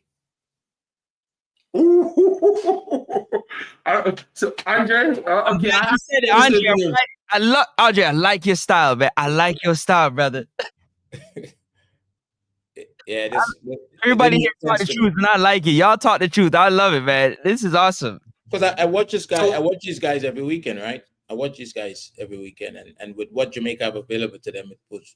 And again, we have to recognize that we make comments on football with only part of the information. We don't know what the roles and responsibilities are on game day, right? So we have to acknowledge that. But I'm really surprised he walked into this team that easily. Juras said Prayer was no. I don't think Prayer was very good. Juras, because you can't look at the game. Very good. That everybody's going from back to front. And that's why I said he was decent, because I don't think no, oh my God, why we can't talk English? We're Jamaicans, but it's English is Jamaica's national language. I wonder if Beerback, a man named Beerback, doesn't know that it's Jamaica's language is English. Because I said, Francis, this is what they do to me every day, you know. Because I said he wanted the man to feel him. You know what they're going on with. Beerback, can you just leave these things? You mash up every stream, every single. Oh my God, Andre, I know I never said anything bad, but I know I never said anything bad. Yeah, but you know the reason for that as well, right? Why? Which other way? So Francis and Andre, which other way I could have communicated that to the public? Which other way I could have communicated? But you know the reason for that. That's about 65. All right, JD, for you, Beerback, why for that? All right, let's move on. Oh my God, man, just come on, man. People, it's Frey. Talk to Frey. It's not my problem. Frey did what he did, and I was just explaining. All right. I thought I was watching. Anyway, I thought I was watching. Francis.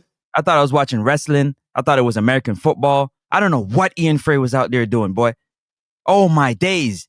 Does that dude know how to use his foot and tackle? What's he doing? Did he not get a hug before the game? He just hugging up everybody. He running into everybody like a crash dummy. Like, what is going on? They say he played great. Great. What do you mean great? Hold on. Let me give you his numbers. He had 3 recoveries, 1 clearance, and 2 tackles out of his 3. Yes, he did committed fouls, and he had 2 out of 3 aerial doors, 6 out of 10 ground doors. That is good, you know. That is good. But obviously, I know what you saw. You saw the whole heap of fouls, the whole heap of hugging up, which is true, because he committed 4 fouls and around 3 of them never called as a foul. So he committed around 7 true fouls on the field, Andre. So, Juras, we know what you're saying about if an ex-man have a problem with them, because he did have good shift as a defensive coverage. But you can understand what he's saying with the fouls that is causing problems, because those fouls were all free kicks in dangerous areas. You understand me? So you giving up so much fouls, I think people can question that. And remember, they are not playing midfield game, so it look even worse. That means every time you get closer to the ball, it seems like it's a foul. So I can understand people looking at the game like that and say that they don't really like him because he's not on the ball so much. Look at the touches. If you look at the touches that he had in the game, in the midfield, it's very little, you know, very little for midfielders in a man. All right, I'm trying to get the touches that they had. Why they don't have the touches here?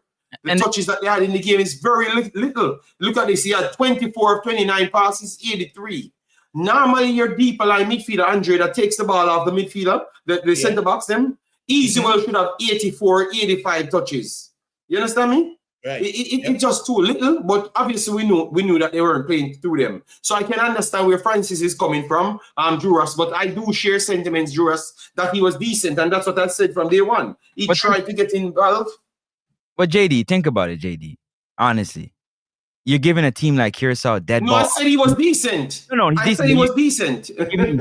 I never said he was great. No, he's not great. Dead ball opportunities to a team like Curacao, when all they needed was a draw, is not good. On the ball, I think he did good moving the ball, knocking the ball around. I agree with y'all on that for sure. But the dead ball opportunities, you can't give team dead ball opportunities like that. Yes, and I gave you credit there because that's what I looked at and said, you can't commit so much foul. But you understood. I think that's why I said that. That's what Francis, you never listened to what I said. When I started, I said, I think he has an emotional problem, emotional situation going on. Because if a man doesn't touch you, the ball kicked off from the other man, nothing did happen in the game. And the first thing you run to do, run down and kick down the man and push on the man. And looking at him, that is just telling me that something wasn't right. Like you're just saying that it doesn't matter what happened today. I am not going to repeat the word, but something will happen to you by me. That's the best word, because you know that if I say it, they're gonna say Y and Z. But that's what I thought from him. So maybe he needs to work out of that because he's young. So, but maybe he needs to fix those problems. That's all I'm saying. Juras, you respect his performance, and I think the same with Aiden. Aiden was okay, but with the long balls, they never really did them a good service because these guys have to be fighting like they are extra centre backs doing screening jobs. So I never really respect it, you know? They don't set the man up to be successful in front of the defenders them. So I agree with what Francis said on that. I can't really rate them highly because they never had so much things to do in the game because they never had that control, you know? Facts. Drew Ross, I definitely you made a great point. You know what I mean? I like your opinion, and I like everybody to have their opinion. So big up yourself on that one for sure. And move like a madman for real. Who moves like a madman? Drew Ross said he moves like a madman? Yeah, move like a madman. Ian Frey. Okay. But he rates him. All right. You can't say why Mr. Dre because I never even said a word. I said I'm not going to say the word. All right, so let me go through it, people. For me, I give the midfield a 6. I don't think they had done nothing terrible aside from Frey's fouls. I think both of them tried, but they just never had the opportunities to do better. You know, that's all. So I will give them a 6 both. If you want to give Frey a 5.5 because of his angriness, you know, yes, I'm okay with that. But 5.5, 6, that's what I'm going to give him. I'm not going to give him higher than that. I believe that if Frey did not come out the game, he was on the verge of getting a red card like John Russell. What do you say? Yes, but that's what I just said. That's what I literally said, but I never just used the red card, you know. Oh, okay. Andre, Francis is extreme, you know, man. Francis says, but he wants me to say the red card, you know. He wants me, but I agree with him, you know. But Francis, at the start, I said, what I said, the first word I said about the player, Francis, he's emotionally challenged because he's doing things on the field that I'm not sure if he's going to stay on the field. But you need me to mention red card. You know what? I agree with you, Francis. That's what I said first. I think he went to bed thinking about Bakuna the night before, like, I can't. You know what? I wouldn't disappoint. I wouldn't disagree with you there as well. But yeah, I'm not going to get into those Bakuna and him conversation because they're going to curse me out in the chat. Yeah. So Andre, we're going to switch it because obviously when we go to certain players, it's going to cause drama. So I don't even want to go through other players, to be honest, because it's sure it's rolling too smooth, you know. Look, I just yeah, go ahead, Andre. You go ahead, because unless you're ready to finish. Because what we wanted to do, we wanted to just look into the games to come from both the draw. We want to look into the draw so we can wrap up everything in this video. Maybe we never get a chance to do the extra, but it's okay. It's okay. We will get on that next time, you know. But let me just say this. Somebody just made a comment in the chat that allowed me to go and look. Research it a little bit, and if you decide if you want to discuss it, I just screenshot a piece of it and send to you. I send you the link as well. And this is the kind of thing that this is unfortunate that this is being written about in the New York Times. You know. Okay. Wow. Oh my God. Yeah. That's the New York Times. Oh wow, that this really is bad for Jamaica. That is a bad look for Jamaica. If those are, you know what, I would disbelieve it because put in the private chat. Let me see it. Put in the private chat. Andre, you can put the link in the private chat so I can get it if I want to put it on the screen. Or the link. All right, I'll find it on my computer. Yeah, you can put it in the private chat here so I can. Yeah, that is. If that is true, that is bad. Yeah. Yeah, I know that the propagandists, they will come out and tell a bunch of lies, so you can't even know what is true anymore because they cover up for the JFX so much. It's almost sad, you know. I really wanted to look at these games, you know, man. God damn, you know, because people ask about the New Caledonia team, and I was watching some of their games. Run through them quick now. But it's in there, Francis. All right, thanks. All right, so let me copy that and put here. We'll put it on the screen. Yeah, I'm gonna go through the games here, and then we'll finish on this article. We finish on the article, so you can read it if you want. But I'm gonna finish on that because I want to talk about this Caledonia team. All right, so Caledonia, I think they're a new and upcoming team. They're a new and upcoming team that is trying to make a name for themselves. They do try to play football the professional way. I don't think they have the quality as yet to really compete at all levels in all of the regions, to be honest. Yes, so I do believe that it's possible if Jamaica starts similar team to what they started yesterday, similar to what they started against Curacao. Maybe they could win it and win it maybe comfortable. I think. But you know, we don't know what Jamaica would do. But I think that Jamaica should go into that as the favorites. But now, and that would set Congo up against Jamaica. Based on what I saw versus Congo versus Nigeria and Congo versus every other team, Cameroon and all of those teams, I honestly don't believe, I can't see Jamaica beating Congo at all. I don't even think it's going to be a close game. I think whatever team Jamaica gets put together, I think they can put the best team together to try and get 2-0. I think if they pick a foolishness team, it could be 6. And very easily 6-2 as well. And the intensity that they play at, you have to call and scream for Obia. They don't see it. Fast teams, the speed. People talk about fast teams and energy team. This team might do double the amount of running that Jamaica does in even their best game. You understand me? So Jamaica have to do something that they've never done in their entire life to have a chance against this team. I'm telling you, they don't stop run. I thought it was voodoo for real, like Nigeria's coach. So I'm always trying to learn something. I'm always trying to learn something. Can you explain to me? It seems as though there's a love affair with some Jamaicans and the number 6. It's either they're going to give somebody 6 or get 6. Or you're going to get 6. Yes. What is it? Why is not 5 or 4? It's an exaggerative term to say that you're going to be beaten so bad, you know? Okay. Yes. And I think this, if JFF don't pull a card right, I think it might be some numbers that, believe me, I heard people crying.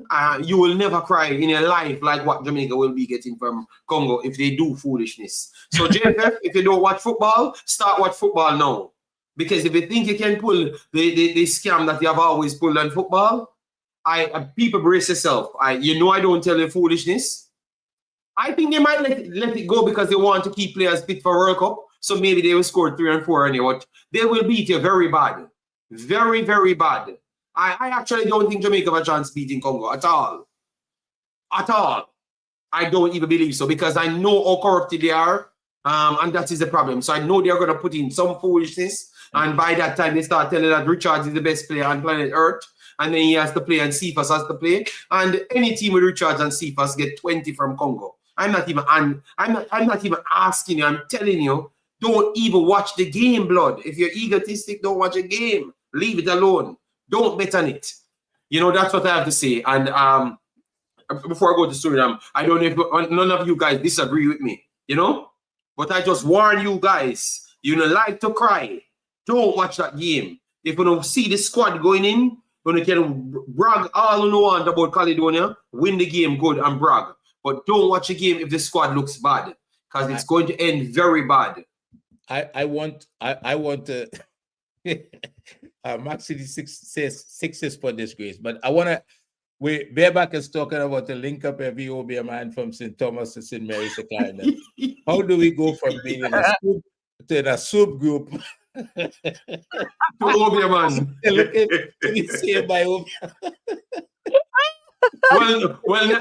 Well, Nigeria said it's OBA man, so why Jamaica can't say it's OBA man as well?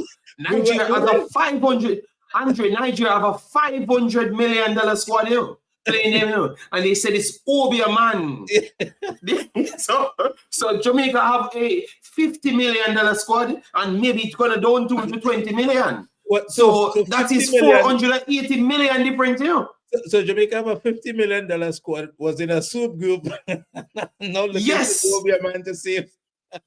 Yes, but you will need Obia man. For first, I agree with anybody. You need Obia man because what I'm seeing. Believe me, remember I support Nigeria and Francis. And after 20 minutes in that game, I'm saying, people, I don't know. Oh, Nigeria score, Francis. Go back and watch my video. Nigeria score. Yeah. And I'm telling people, I don't know. Oh, Nigeria winning this game. This is not part. I don't know what they are doing. Professional players disrespect, and they don't have whistle on the field.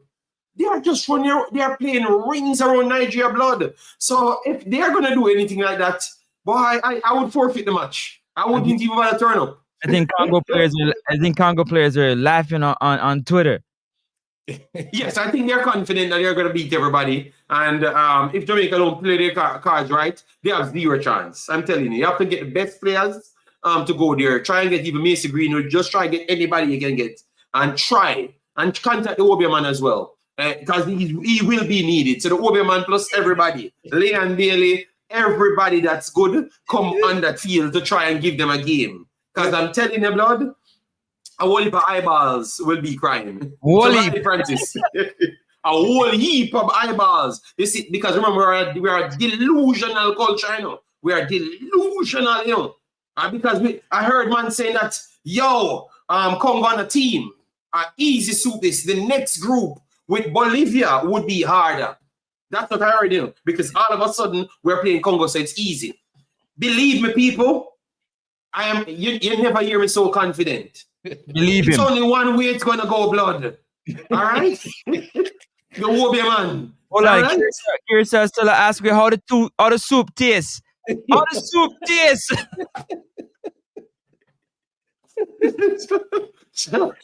Yeah, man, just get the Wobie man, people. That's all I can tell you. All right? Yes. Just nothing else. You know how much control it took every time you hear somebody says a soup group not to want to respond to it? It takes a lot of control because you just know it's not logical, reasonable behavior, right? When it comes to football, right? You just know that. All the bad man them on the Jamaica backline. Yeah, man, and they're bringing the badness to Congo.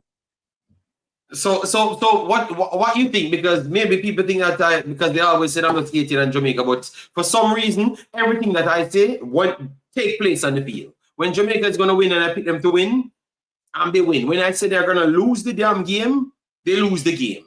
So what are you guys' take on that game? You think that Congo is an easier team than Bolivia based on what you saw, Francis, and before the game? No. No, I'm just asking. No, I'm just asking. I'm gonna go with logic. I watch you do these streams with Nigeria. I watch the stream, but I ain't no fool. Mama ain't raised no fool. That's oh my God. That's an easy answer, right? We need to stack up on the tissue. Go to the store and buy a whole bag of tissue because it's not gonna need it. If people, all I'm saying, just support your team, support Jamaica all you want, but just don't build up your belief so high that they're better than these teams, because that is a problem, you know, Francis and Andre. That's why they're crying and behaving like that, you know. Man calling me, you know, my private number, and I said I'm not coming on the stream, you know, Francis. That's why I came on, you know, because I had to do this, because the man must stress me. We have like 50 messages that I don't answer it in the phone. 50. Pure eye water. Big man. Pure eye water. Sorry to burst people's secret, but everybody's stressed out. Because when you just set on yourself up for this failure, why don't you just work from education, man? Just look, put your eyeball. If you don't know nothing about football, Jamaica value 15 million or 50 million max. And the next team value 250 million, 300 million. They have to be doing something in life for these players to be rated so higher than Jamaican players. So if you don't know nothing about football, just look at the metrics and how fast they are rising in their numbers. So and give you some tops. Congo take all of Congo is Belgium's second team. Everybody that can't make Belgium team that is good enough that could potentially make it in the future in 2 years, they are playing for Congo. So they just took Belgium team and then patch some English players on it. So the next team that is full with overseas-based players, you are actually playing again. So they're going to beat Saints in Jamaica. That's what I see. Because every team that's beating them are teams that have full diaspora players. You know? Yeah, so all I'm saying, people, on a supporting the team, I'm going to be watching the game thinking that Jamaica, I'm not going to think that they can win. I'm going to watch the damn game. I'm not going to make a draw me on a delusional fantasy. I don't think they can win no game. They have to show me that they can win the game. Period. I am not that foolish, Francis. They got to prove it to me, man. Yeah, they got to prove it to me. I'm happy to say Maxi, this is my open run bar. Andre, what's your thoughts? No, I mean it's simple. What everything that you all said it's just no other way to look at it, other than if you want to look at it another way, something must go wrong, completely wrong. Believe JD, Jesus Christ. To whoever. I'm tired of these people who believe in man. Believe in what? We just get beat. We believe all the soup tastes. Group, we believe all the soup tastes. Andrew, at this point, and Francis, I think we're just a trolling society, you know. Because these people can't be in their house believing and saying Francis and Andrew, you believe these things. They come back again. You know? So a team that is 60 times, not 60 times, but 3 or 4 times better than Curacao. And we should believe. Again, we don't just believe. I just never believed that we are beat Curacao and said that the best you're going to get in the game is a draw. Just told you that, you know. So then why I can't come now with more sense and say, boy, this is the end of the road. And you, you know, I never even I know. This is amazing. I think it's either people Stop being negative. Stop being negative. Oh my God. Yeah. Oh yeah. You're gonna You're being too negative. Wow. Well, clip me from here. JD, clip me from here. JD, you have to be resilient. Resilient and stupidity is close by. You know, it can seem the same thing, Andre. You understand? It can seem like you're doing the same thing. All right, and I'm not stupid. I've gone for advanced metric to come with it and give you a better analysis to it, and maybe educate the fans that we don't get more eye water. No, Gmails. JD, no, you didn't just watch Congo do that to Nigeria that you watch all year. No, you just didn't witness that. You didn't spend all your time doing those streams and witness that. Nope. Your eyes are lying to you. Your eyeballs are lying to you. People are gonna beat Congo. You know what? A 6-way Congo people. People just erase a 6-way Congo. Click the like button, people. A 6-way Congo. Because a slave master's son will want to hear by every stream. A 6-way Congo. Believe the man. I want to the people. 6-way Congo. I don't believe nothing.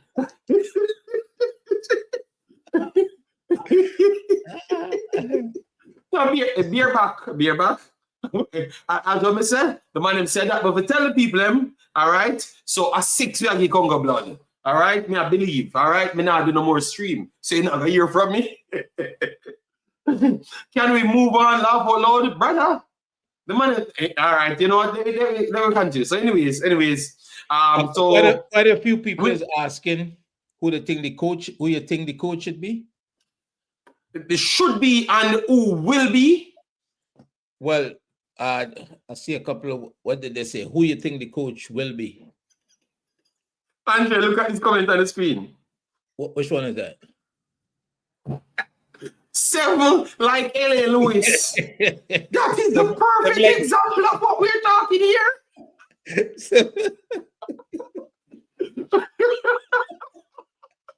Oh my God. All right, yeah. So who the coach should be, who you would think could carry us to the next level. That is the comment of the day. It's not even moving from the screen. All right. Who you think will carry us over the line, Francis? Who you think can make Jamaica believe? A different question to what is the comment section is asking. Oh no, I'm asking 2 questions. Like you want me to ask who will be the manager? I know that already. I said that before the next man resigned. That's how confident I was. Because I go back on my screen before the man resigned or anything. I said he's going to resign today, and Mr. Speed is going to fight for the management. That's what I go back on my end of my stream, and then 15 minutes he comes out with the letter. People have resigned, so it's just Mr. Speed now to come and say I've signed, and you call me Nostradamus because I said everything before it happened. You know, yeah. So, but is Mr. Speed the right man for the job? Hell no. Cavaliers ain't good at football, blood. Are we not watching football? Cavaliers ain't good. You know, scamming people and just defending for 95 minutes in football blood and then talking about how rich and next man is. These people don't deal with hard work, Andre. These people deal with fantasy. So I think if Mr. Speed is a coach, I am moving it from 6 blood. At 12 Jamaica I get from Congo. All right, that's all I'm telling you from now. Mr. Speedy, the coach, I am not even sure if they can beat New Caledonia, but they might squeak a 1-0 win and then brag for 16 years, so he gets 1 win. All right? Yes. So in light of the information that the New York Times just put out, there's probably an argument for not being able to afford a coach. Okay, so Andre, you're giving them leeway to come and scam the people again? No, it's because now it's going to look like he's doing us a service, you know. You gotta see it from both sides. Okay, yeah, but he always comes with that he's doing us a service. No, we don't want your service. You understand me? You're not good enough. You understand, Andre? Because you're giving it, that is his main talk. He always comes in like he's the savior of something that he's not qualified for. I've never seen a human being can present himself as the savior when he's not even qualified for the position. Okay, so let's do a hypothetical, right? Let's do a hypothetical. Yeah. If they're gonna choose someone from Jamaica, it's most likely it's going to be him, right? Should not. But I agree that maybe, because he's the one hiring himself, Andre. What if he is supported by what chances do you give it if he's supported by Maron, who has always been in the system, Tapper Whitmore, who has been successful as a coach, and Andrew Pert, for example, who has had some success at the youth level? What if you put the 4 of them together? Andre, the other team is good at football as well. And more likely they're sending their people into Europe to get education as well. So the other team is more educated. You understand me? So you put 4 people together that don't make one. It doesn't matter, Andre. You know how important education is. If you put 4 man that doesn't make it, don't matter. You're gonna be 4 man that doesn't make it. You understand? So Andre, 4, 5, 10 of the man that don't make it will still not make it, Andre. It no matter how much of them you jumble up, they're not. I would rather go for one of the ex-players them that has their license. Period. One of the Jamaican because they are going to always want a Jamaican born. Yeah. I would go for one of the ex-players, them like a Tyrone Marshall or a Baby Gardner but obviously some of those guys, they're gonna say they have different affiliation not to sign them, but they are more qualified. So one of the things that and on a serious note, Francis mentioned it just now. He mentioned that and I hate to put him in the spotlight, you guys beat him up so much that CFAs don't get run back and Gray don't run back, right? That's two out of 10 field players, right? Yes. That's 20%. It's that for me is a question of leadership, right? Because all around the world, the top coaches, you look at Manchester City, for example, if Doku is not willing to do that work, he's not going to play. If Martinelli at Arsenal is not willing to do that work, he's going to play. He's not going to play. And these are guys that have contracts, right? So they have to be there for whatever period of time they're there. In the national team, you don't have to call a player, right? And if you're calling a player, he has to come in wanting to do what it is the position requires, right? And so for me, the question that I'm asking is there a void of leadership with the ability to lead the team, lead the personalities in the large coach or in the federation on the whole, to create an environment where these guys understand that they have to do the work. Of course, because Argimson said that before when he had a sit-down interview. He said that's one of the things that we struggled with was discipline. Yeah. And McLaren came around too, and you can still see the discipline because who's not fighting who in training camp and who's fighting who in the locker room and all those things that, yeah. You remember, they always say how a team, any team, whatever sport it is, however a team carries himself on the field, on the court, on the ring, on the ice, is a direct reflection of the coach. Right.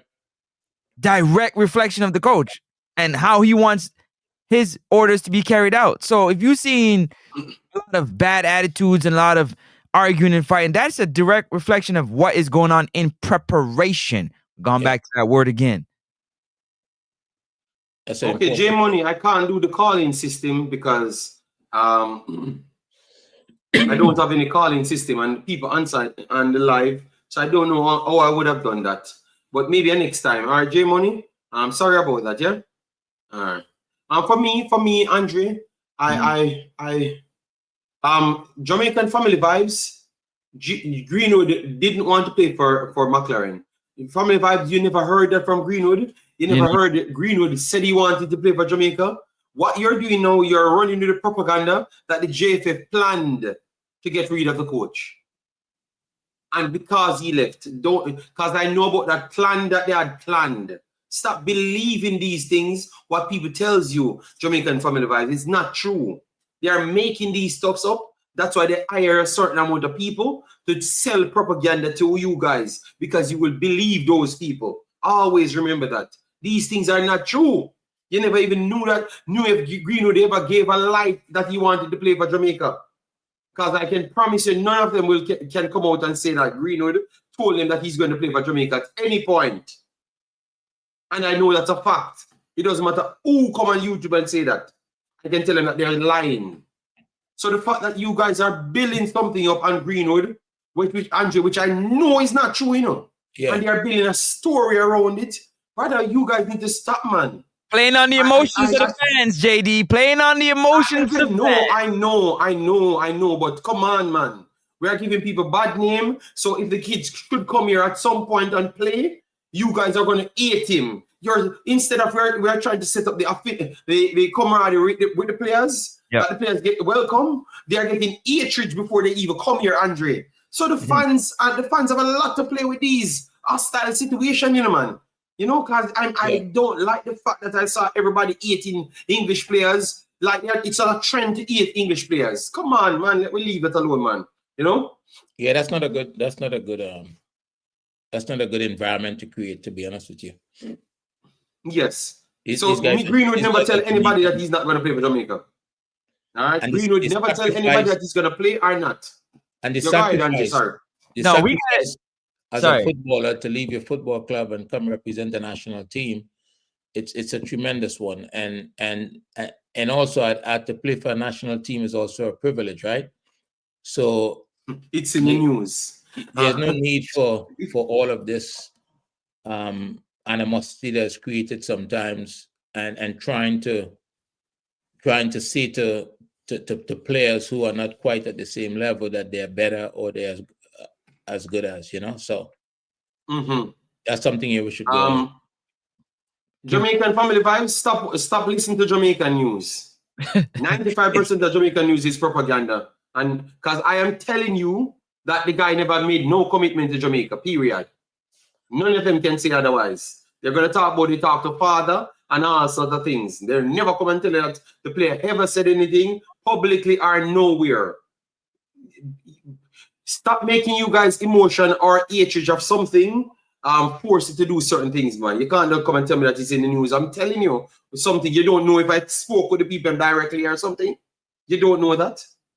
But I know that what's in the news is not true. All right? And I'm not here to fight for any overseas players. I've been paying attention, and ever since I've been around this space, and I think nobody really listens, right? There's nothing that Mason Greenwood has said to suggest that he wants to play for Jamaica. But if you understand the football environment, and it's a big jump for a player like that to say he's going to come to play in CONCACAF for Jamaica or for anybody else outside of maybe the United States or Mexico, to be honest with you. A serious Right? commitment. Serious. That's a serious jump, right? There's a lot of revenue, potential revenue involved and everything else, right? That he's not going to earn in this space. And so that's not an easy decision to make. So when people were saying he's coming, he's coming, he's going to be here, some were even giving a time frame. It just didn't make any sense to me. And I'm not surprised that he's not here at this moment. It would be in Jamaica. Best interest for him. Family vibes not changing. Andre, family vibes, I just said he doesn't listen. He doesn't really care. Because he's saying, then why he got his passport? Brother, because he can. What about he can? I never needed a Jamaica passport, but I tried to get one. They just robbed my money. And then I ended up getting one. And I just left them with my money. That's it. So you have to understand, you have to remember pride, resilience. Resilience is he's resilient. Yes, I believe that he's coming. So you can't fault him for that, JD. No, we got to get to this article. This is crazy. This article, this is crazy. This is not, if this is crazy to be out there in public. What? All right, so guys, immediately after the coach left, maybe he left the island now, so he's going to be English, as though English is. We'll tell you what they are doing. I'm very sorry, English, but I'm just telling you how the English works. Yeah, they're not going to tell you it, but they're going to write it, all right? So I guess the article stated here. The article stated here, inside Steve's McLaren's Jamaica reign, World Cup failure, pain for staff's flight and a hostile end. This is the second coach and the third player, Leon Bailey, Michael Antonio, and Ravel Morrison, with two coaches saying the same thing. At some point, it has to be true. But according to Jamaican family vibes, Jamaica first, so it can't be true. So let me continue. The excitement of Jamaica potentially qualifying for just their second World Cup was palpable on the gridlock streets of Kingston 3 hours before kickoff. Fans in a variety of yellow shirts with flicks of green, creating a joyous drama-filled, over-the-top expectation. Wafting through the air was the smell of jerk chicken, curry goat, and whole heap of beer at the National Stadium, blasting dancehall music, already celebrating the World Cup. All right, so let me see where the drama is. Could somebody tell us if that is true?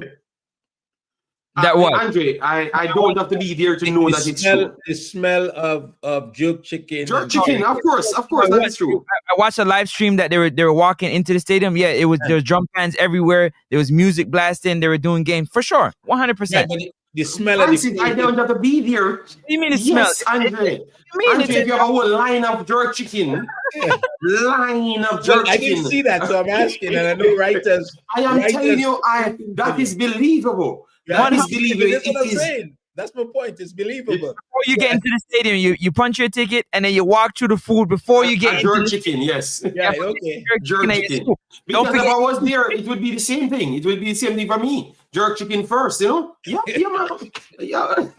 I am not going to say I wouldn't be a part of the jerk chicken clan. That I would have been a part of it. Victory over the tiny Caribbean island, of course. So would secure a place at the tournament in North America next summer. The hope was palpable, but it quickly turned to tension, and in the end, a mix of anger and disappointment. Ooh.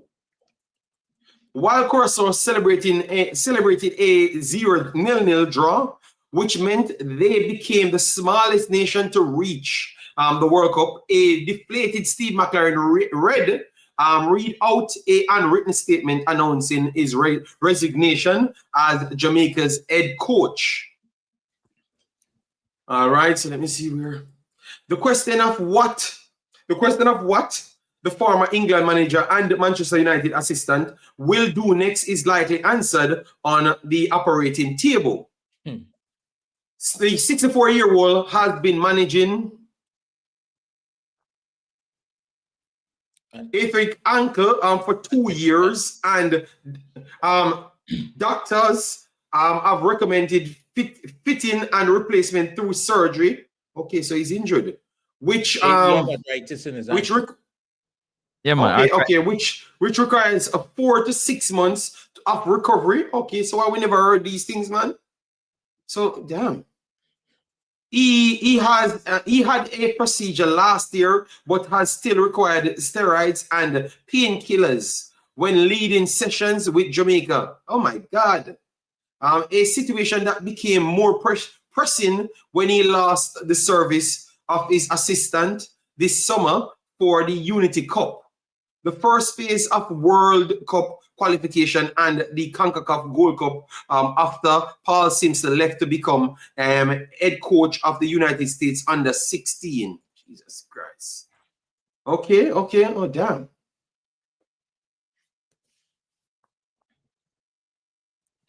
All right, Juras. All right, big boss. McLaren enjoys the more active work with players, but it looked a physical tool. Okay. Damn. Okay. This is the This gets this worse. is sad, though, Andre. No, it gets This is worse. sad. Yeah, I know, but this is the human side of it, right? Yeah, this is sad. Yeah, this is the human side of it. And Nah, this ain't sad. It gets way sadder than No, this. I know, but this is about him. This is about him so far. This is about the him. human side of it. No? And none of the reporters Talked about it. The reporters. I never heard this ever. Yeah, I don't know if this mattered to anyone. Yeah. Right. You have a guy that is actually suffering, it seems. Right. And I heard that I don't even want to go into this because but some of the things that I've heard, I'm going to avoid being specific, but some of the things that I've heard that they've said about him since his departure, it's been just frankly disrespectful. This is interesting. Okay. McLaren. Okay, we read that part before. Damn. Has been on the training pitch assisting during the past 3 camps. That is partly behind his decision to quit rather than lead Jamaica into March Intercontinental Playoffs, where they have been drawn against New Caledonia in the playoffs semifinal.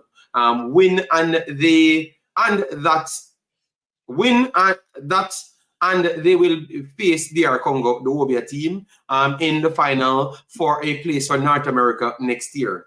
So you guys agree with that? If he's not in that condition, it makes no sense to continue, right? Because he's saying based on the fact that the assistant that he wanted wasn't there because he took up a youth 16 job. Right. So this youth 16 American job was more appealing than the Reggae Boys job. Yeah. That is telling you. That is telling, right? Yep. Keep reading. Just keep reading. There's more to it. Let's get through it as much as we can because I know you get short on time. It's interesting. This is very, very interesting, brother. Of course, a major factor in the Englishman's swift resignation was the disconnect with fans that simmered as the match with Curacao went on and erupted into anger at the final whistle. Players got into verbal altercation with supporters, even police. It would have been difficult to continue after that, and so surprised bookended McLaren's Jamaican tenure. All right, so clearly they're saying that based on the way we hack, maybe that's not what people used to, and I totally agree with that.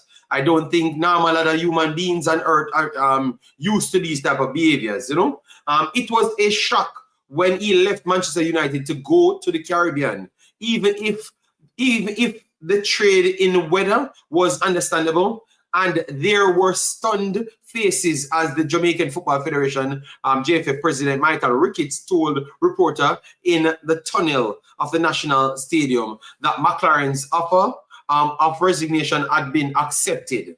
Okay, let me continue here.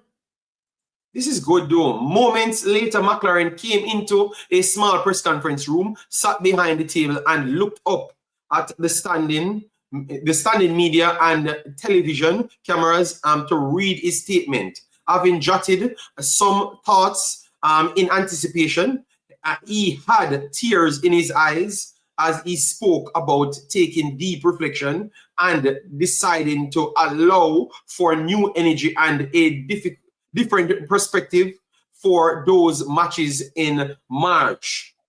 All right, so let me go because I want to see the parts that they're talking on. All right.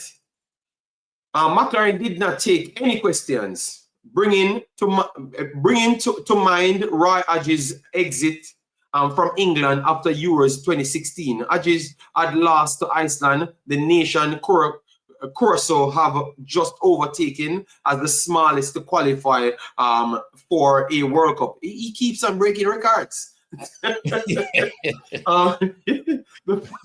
former Middlesbrough manager knows about failure, good God, on the international stage. Yo, they are wicked, man. Stage already, of course, missing out on European Championship. Yes. Missing out on European Championship qualification with England in 2008. It is reasonable to think that was on his mind when he mentioned on the eve of this game, Andre, yeah. how he had suffered ridicule in his career and answered to a suggestion that his calmness on the touchline could be taken into complacency. You want to come into our hotel and our meeting rooms. There are no complacency, he said. All right, so pretty much they're saying that his demons were playing on him, because he did fail before in a bigger situation, but similar opponent as to the bigger situation, because that was Iceland and England, and now this is Curacao and Jamaica. Yes, so that's why. But to bring his CV, his behavior on the sideline into question like that, I don't know if it's fair. He's 64 years old and he would have evolved. And right? Now we know how bad he is. Right. I don't know that Uruguayans complain about the Uruguay coach the main on the sideline, right? Or who did you all play at home before the Gold Cup? Who did you all play at home and lost to Guatemala? Guatemala, right. Guatemala City. That guy leans up on the post and doesn't really get involved. So yes. I think for a 64-year-old guy, there was a time in his career that I saw he was jumping up and down on the sideline. Yeah. But then you evolve. At that age, I think you behave different. Yes. All right. So as they said, you have to write the article to drag people in, because they have not reached even the part that Big Boss wants you to reach. As Bedlam exploded in the stands when VAR overruled the award of a Jamaican penalty in stoppage time, McLaren remained stoic on the sideline. So that tells you that the man literally can't move. Is steadiness a counter to the fans' emotional high and lows, because they're Jamaican and he's English and also he's sick. Right, but he probably has emotional intelligence as well, right? Because that's what I'm saying. When you read this, JD, the way he handled that interview, you just have to think about the emotional state he was in and what he was thinking at the time. For him to do that, right. Because I saw the interview, I questioned whether or not he planned the exit or not, but it was clear that he probably made up his mind right there and then, as he stated. He had to be in a state emotionally. Okay. Yeah. All right. So during his time with Jamaica, McLaren took on much more than team selection, which I don't think he had. Maybe that's the only thing that he didn't do. Sources with knowledge of the situation who asked to speak anonymously to protect their positions explained how his role came to incorporate logistics. On several occasions, he intervened when players and staff needed flights and hotel to be booked and paid for.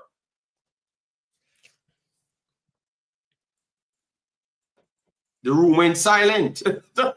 Yeah.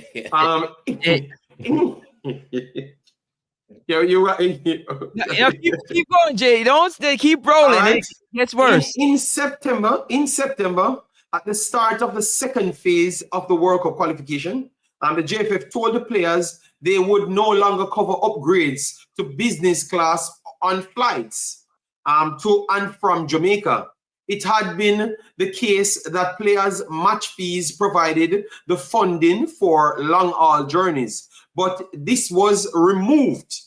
All right. So what I want them to present is, do they give the people their money, the players their money then, if they have to fill the additional upgrades to the flights? Do they give them their match fees? I know that's not the case, but yeah, let me continue. As a result, players have covered the extra cost themselves to ensure they can lie down during long-haul travels. Take it so right this there. is showing that yes. Stop right there. If you know anything about players, if you've never traveled before, if you've traveled and you taking connecting flights, or if you're traveling a long flight, especially, these athletes are high performing machines with muscular bodies that need to be maintained. They cannot be sitting. Have you ever driven in a car for 4 hours or sitting on a plane for 6 hours straight? It's impossible. You're going to tear something when you think you're going to go out there and just start running right away. But go ahead. I just want to drop that point. We need to discuss on this point. That's a Andre, yeah, but we're going to continue, but this is tough, you know why? Because what we're seeing now, the coach is uncomfortable. Yeah. But the players also uncomfortable. Yeah. So are we beating the people? Are we beating these people too much? That's representing Jamaica, because it looks like they're the ones fighting to represent Jamaica and not the other side. There you go, Jay. Now you talk. So it takes us back to the beginning of our conversation, right? If we are not making decisions that's in the best interest of the players, the young people, then we fail in whatever country we represent, whatever organization we represent. Because we're asking people to come and give 100% effort when some of us is given less. Way less. On you, JD. Ooh, wow. As a result, players have, we talked about that. On one occasion, the JFF initially pushed back on Dujan Richards being called up as a late replacement for Damara Gray, who left October's camp injured. Richard eventually flew to join Jamaica in Curacao a day before the game. Once his agent Craig Butler covered the cost of the flight, he eventually got the money back from the JFF. All right. So, yeah. So, Damara Gray came in, maybe already had money to his own flight to get himself here because of the condition. Then you don't have any money after to even buy a next player's, the Jamaican darling player. Because if it was an English player, I wouldn't have any problem with that. But even your local pride, you can't buy a ticket for. Wow. Right, so that is shocking. People close to the squad, says JFF staff, lack the expertise to arrange visas and plan routes. It's important to me. Sometimes making multiple changes to reduce cost. Well, a lot of people in these areas to get fired. Simple. See what I'm talking about? It gets worse, man. It's just getting started. I thought these people were professionals because I saw people lauding them for the same thing, but I knew. And this is my biggest disappointment in this space, is that we sometimes give people credit for being intelligent, for being good at what they do without really knowing what's taking place. You understand? And these are guys, these are athletes that come in from environment that they do every single thing for them. Everything. And I can tell you, back in June in Las Vegas, my son get injured, and the way his football club responded to that versus the federation was like night and day. It was like night and day. So it's a Caribbean problem, pretty much. Yeah, this is not just, Jamaica is not special in this regard. That's a fact. Caribbean needs to clean up their act because it looks like Suriname and Curacao gone left them, you know? Yes, they need to clean up their act. Obviously, Suriname had their problems and you had riot outside because the people know what they want and they fought for that.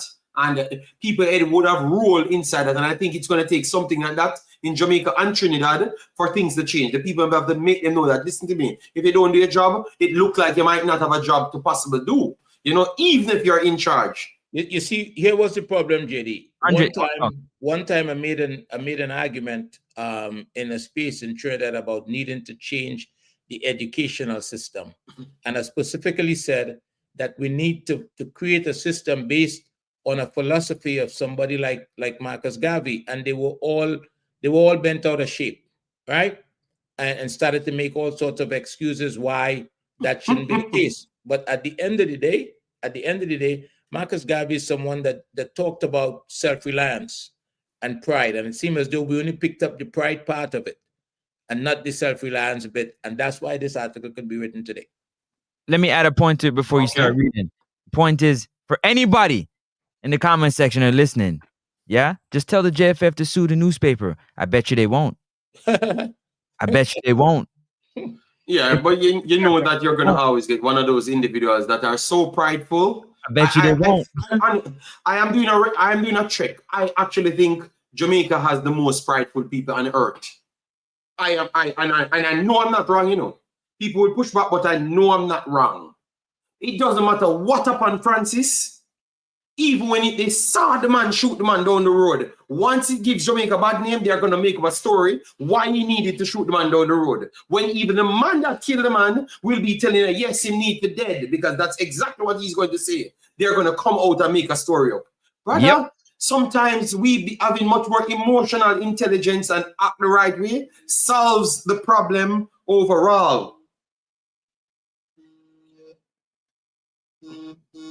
Yes, people, I'm on live, so if you're, maybe someone never knew that I was on that. Big up yourself, one, thanks for being here. So just stop, man. I heard in the chat, brother, you're saying it's not that bad. Well, other people have different lives. Francis, you're overseas, right? Yes, I'm in Canada. All right, and Andre's overseas, and I am overseas. What we expect is similar to what the ballers them expect. So don't come and tell them and them that they need to live like what you expect beer back. But hold on. JD, you're talking about multi-millionaire ballers that can buy their own business. You think they're going to go sit in the economy and take a stop 2-3 times? That's why he's cursing out and saying, oh, this it's not as bad. Brother, at some point, you need to call out things, man. At what point you're going to give credit to what these guys are doing? Come on, man. JD and Nigeria as well. Yes, I think J. But I have done enough Nigerian video to know that Nigeria has way more emotional intelligence than Jamaica. Because even with Obia, you still had some people came up and said Congo was just better than Nigeria. We have people here, more people saying that Jamaica will beat Congo. We just should believe. There is no evidence provided.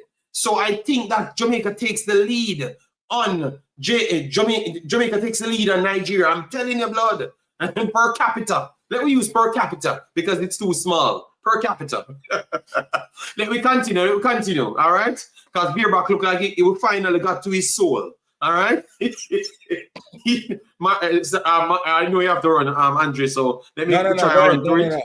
No, I'm good. All right, so people. Okay, finance was also at the art of Simpson.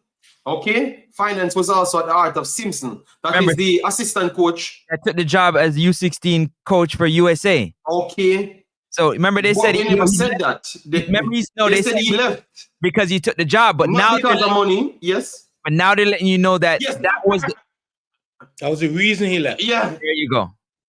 Okay, so finance was at the art of Simpson leaving. They are on the radio telling us a bunch of lies then, if this should be true. because that's the next thing that put the JFF in bad light.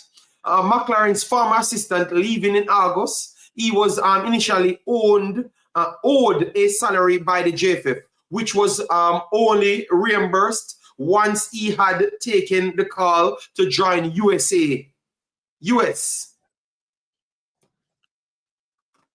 All right, you see, Beerback, that's why you need to stop, my brother. All right? You need to stop. So you see, JD. If these are true things. If these are true things, this is bad, man. This is the disappointment. There was a few months ago, there was a horse and pony show that the finances was all taken care of and what a great condition it was in and all that stuff. Yeah, you understand what I'm saying? And now, Andre, this is throwing everything into the dumps. Yes, it's throwing everything into disrepute. All right, so what you're hearing, so people, what this article is pretty much saying a simple, they couldn't match his salary for what the guy wants, and USA found it fitting to give him more money for youth 16.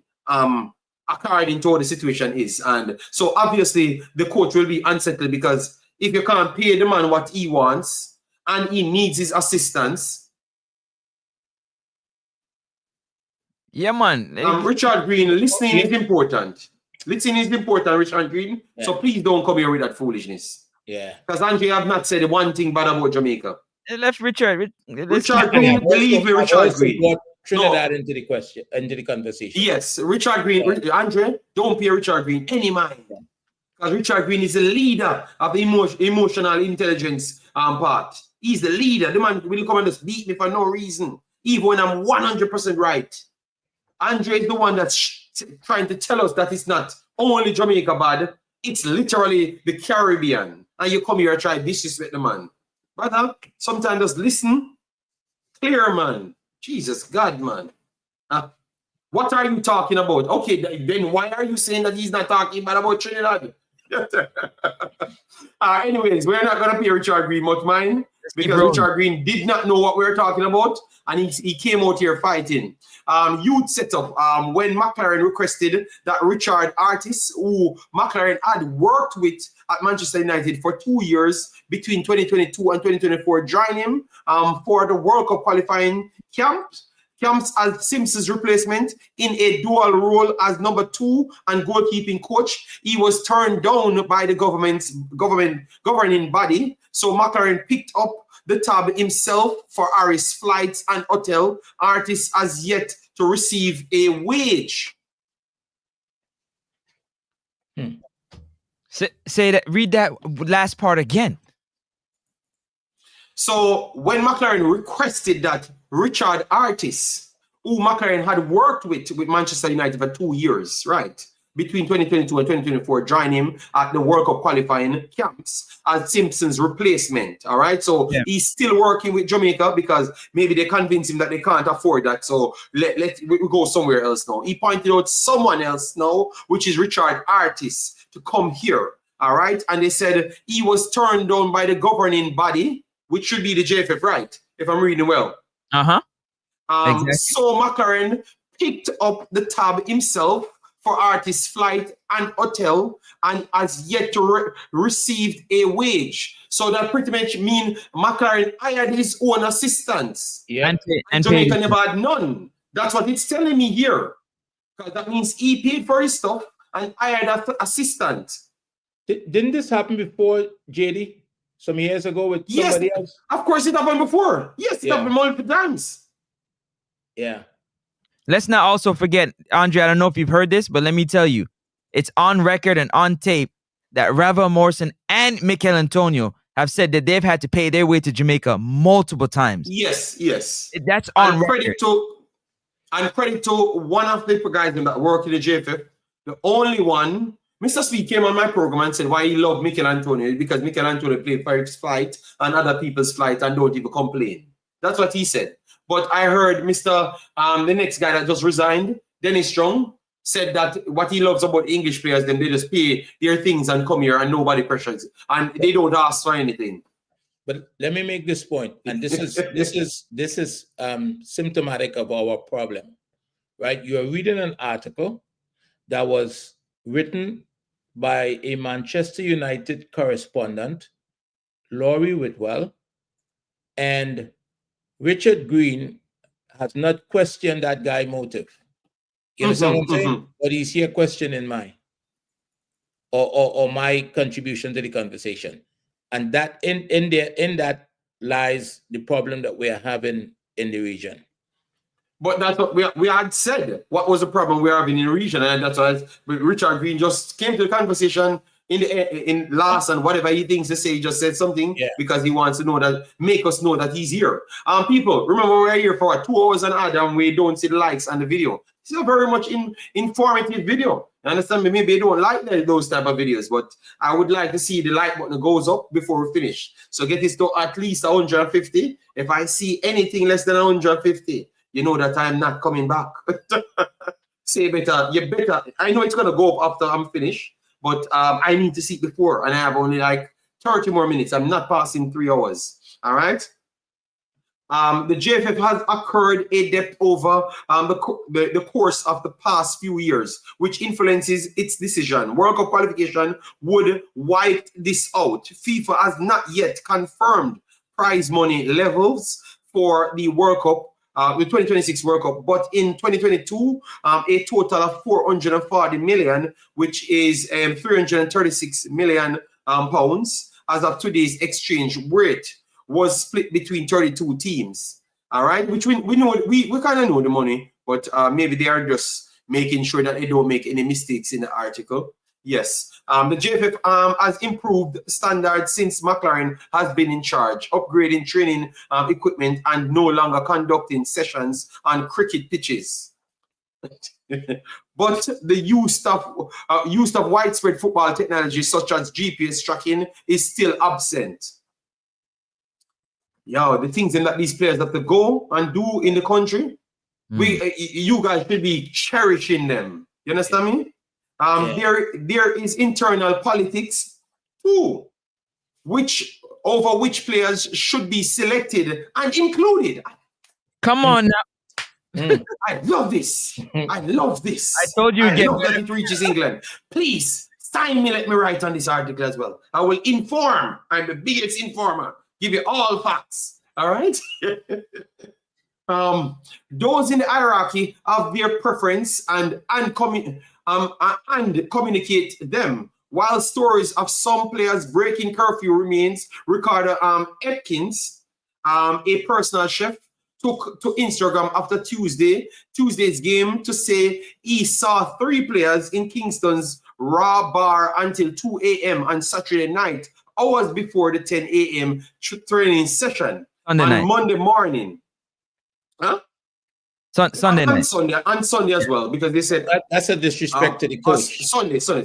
Yes, Sunday night before 10 a.m. training session on Monday morning. The JFF did not dispute this when asked about it by the Athletic. So they are getting the information and making sure they relay it back to them, and they don't answer. So you are right, Francis. They won't answer because they already answered to them.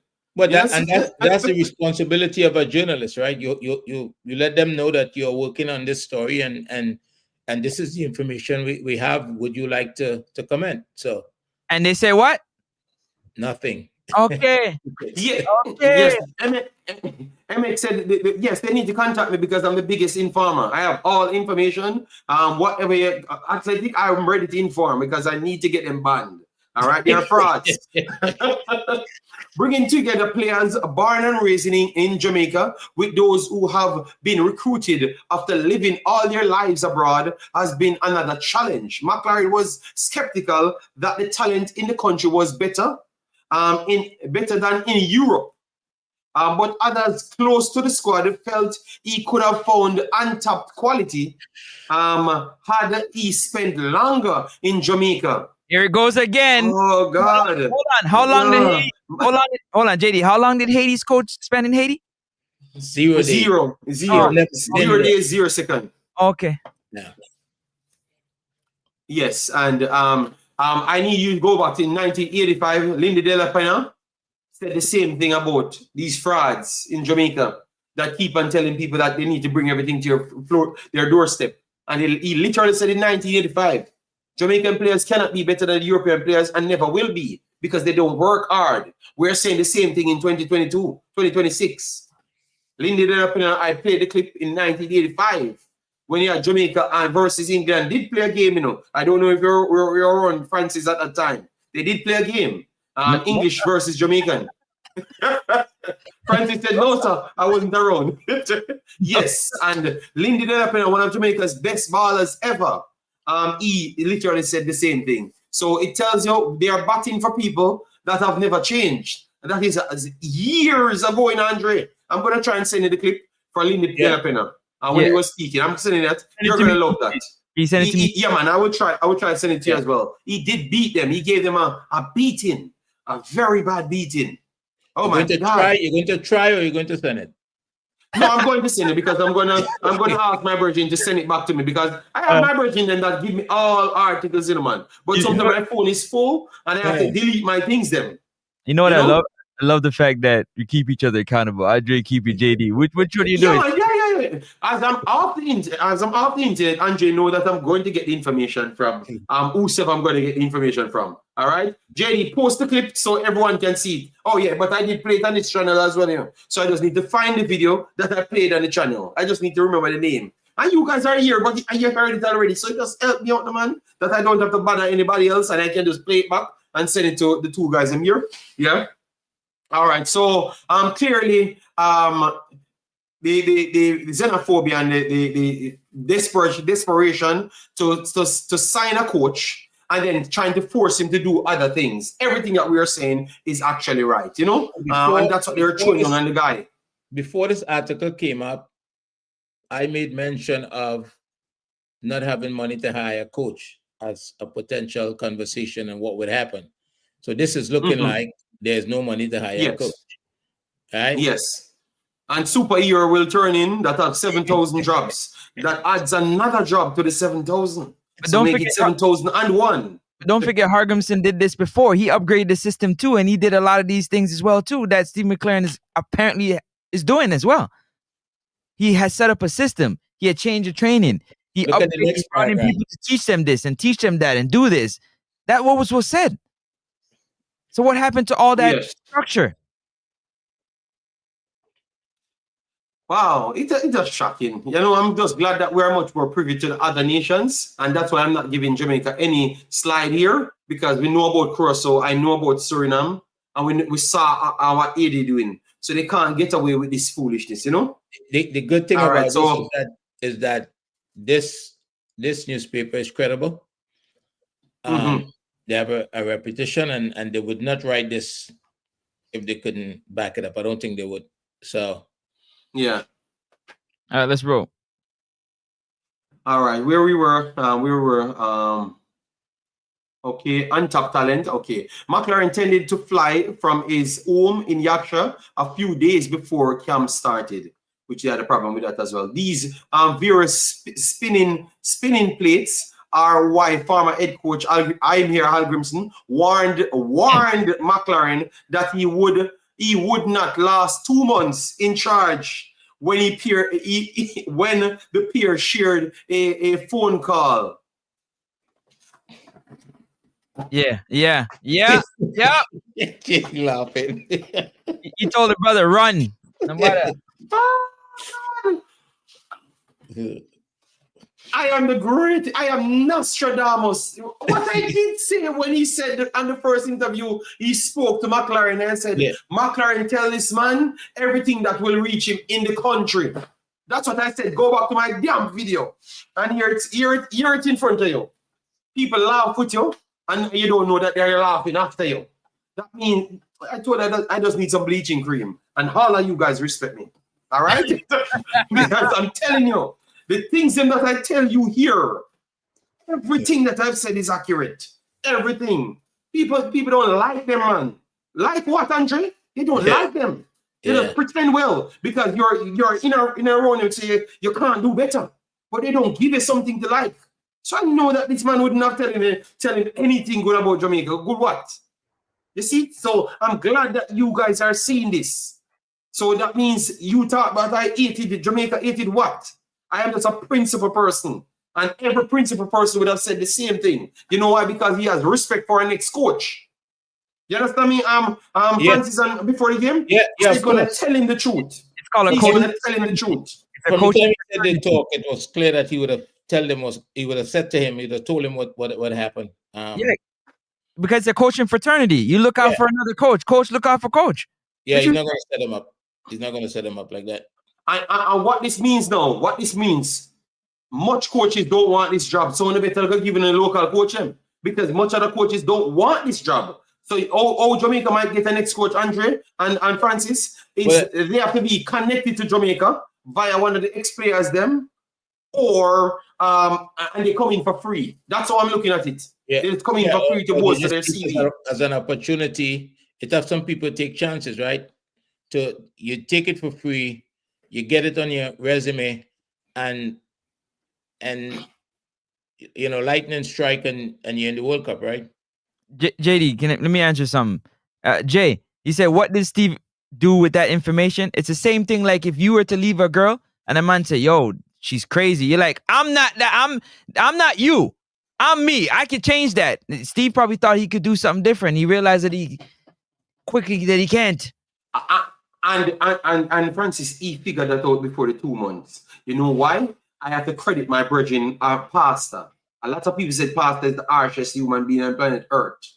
But believe me, he was so right. When the guy came out, his first statement is, I have so much players in England.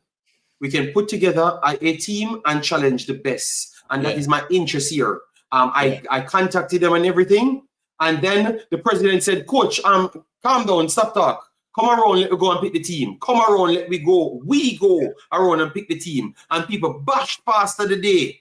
And he said the next game, the next press conference, Francis, the man started to say, people, you have a lot of local talents. I was here a million years ago and saw them, and we have to start believing the local talents. The man tell him what he meant from the first minute he came on the pitch. He came in the room. First minute. And after, he's telling you what they meant. They want him here for. You understand me? So I think he figured that out the first match. The first press conference after he left that room, that's when he figured it out that Algrimson was right and he doesn't have any time here anymore. I honestly believe that he gave up from the first day he was here. I think so. Crazy. Yeah. But we have run to the so JD, also, if this is happening, McLaren, this is the experience he's having, this information is getting around. Remember the statement I made the other day about Adidas, who sponsors FIFA, signing. Thank you to an Adidas contract. Right? I think they went in the other direction. You did say that, and we might have to look at it like, maybe they figured out something. And let's jump ship from Jamaica, man. This would not have reached it. Okay, so it get to the ordinary man now, today, whatever the case may be. But the people involved in football, because when you go to play a game, people are talking, people are having conversations, right? And they're not going to just run out and say things on social media because they have responsibility. Because if you notice, the person in this article, for some of it, is anonymous. They probably work for the JFF, or they probably work in football, but they have enough experience to see things through McLaren's lens, and what so. Yeah. Beerback is still here, just being Beerback. Yeah. Yes.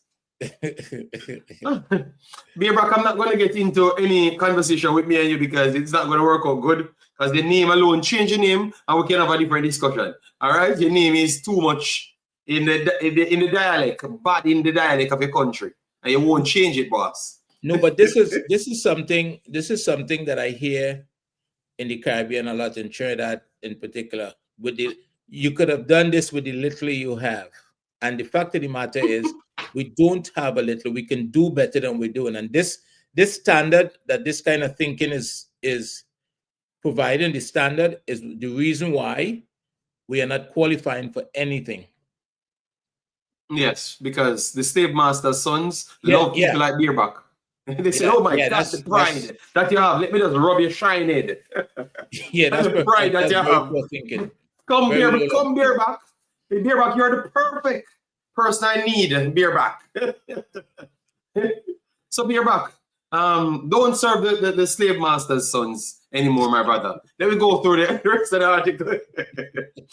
Many in Jamaica feels they should have qualified above Curacao, who, led by former Netherlands head coach, Dick Advocaat, tap extensively into the Dutch football system. They are a nation of 185,000. Andre, 185,000. Yeah. That is important to put the extension behind the little small digits, you know? Yeah. Okay. Yes, Andre. Jamaica's population is around 15 times bigger. That's what they've stated right there. Okay. But McLaren side toiled during Tuesday's game. The pitch caught up restricted passing football, but that's not for Jamaica. And some of Jamaica's players looked nervous. Early in the first half, a chant went up for Whisper, the 20-year-old Chelsea youth winger, not winger. Winger who was born in Port Royal, Jamaica, and has provided excitement when previously featured.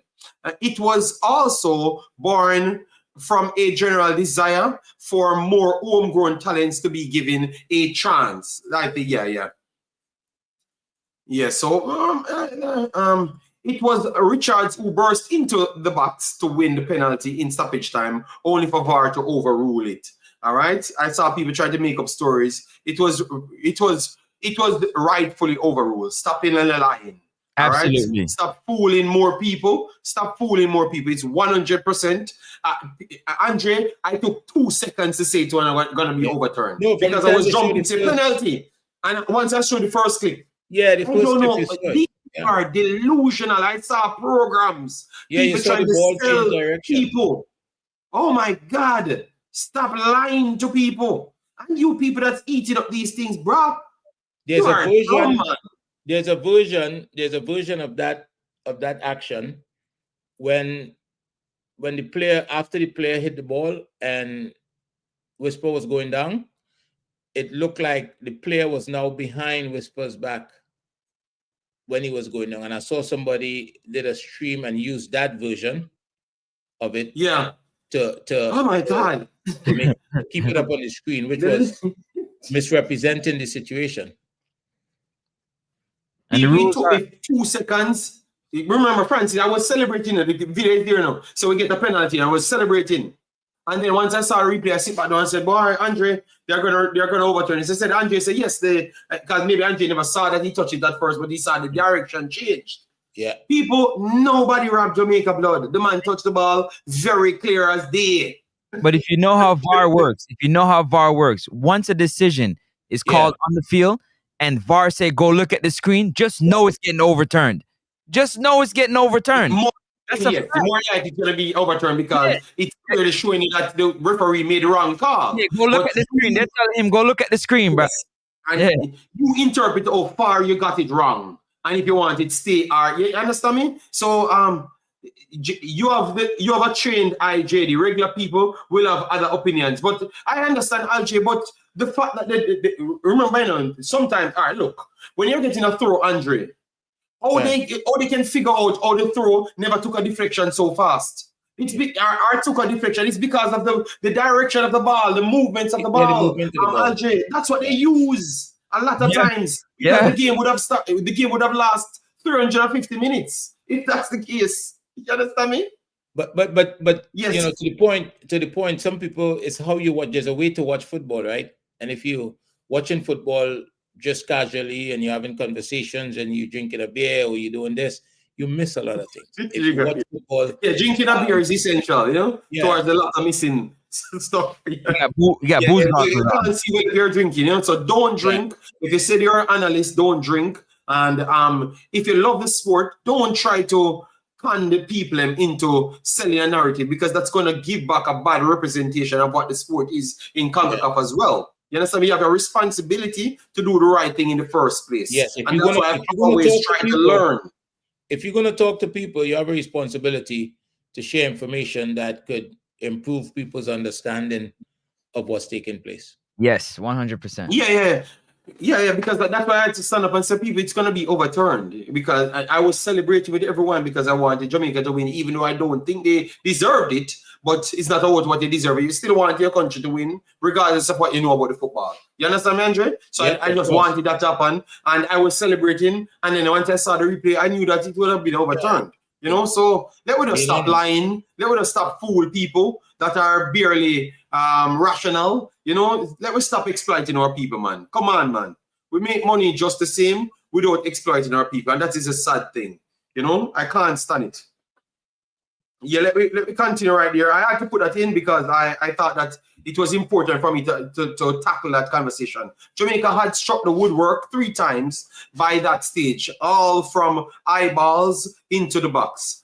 First, Lay's header from Ethan Pinnock's long throw. Then Shamar Nicholson hitting the bar with his header from Dexter Lembeki's across. And finally, Bailey Kadamachi headed against the post.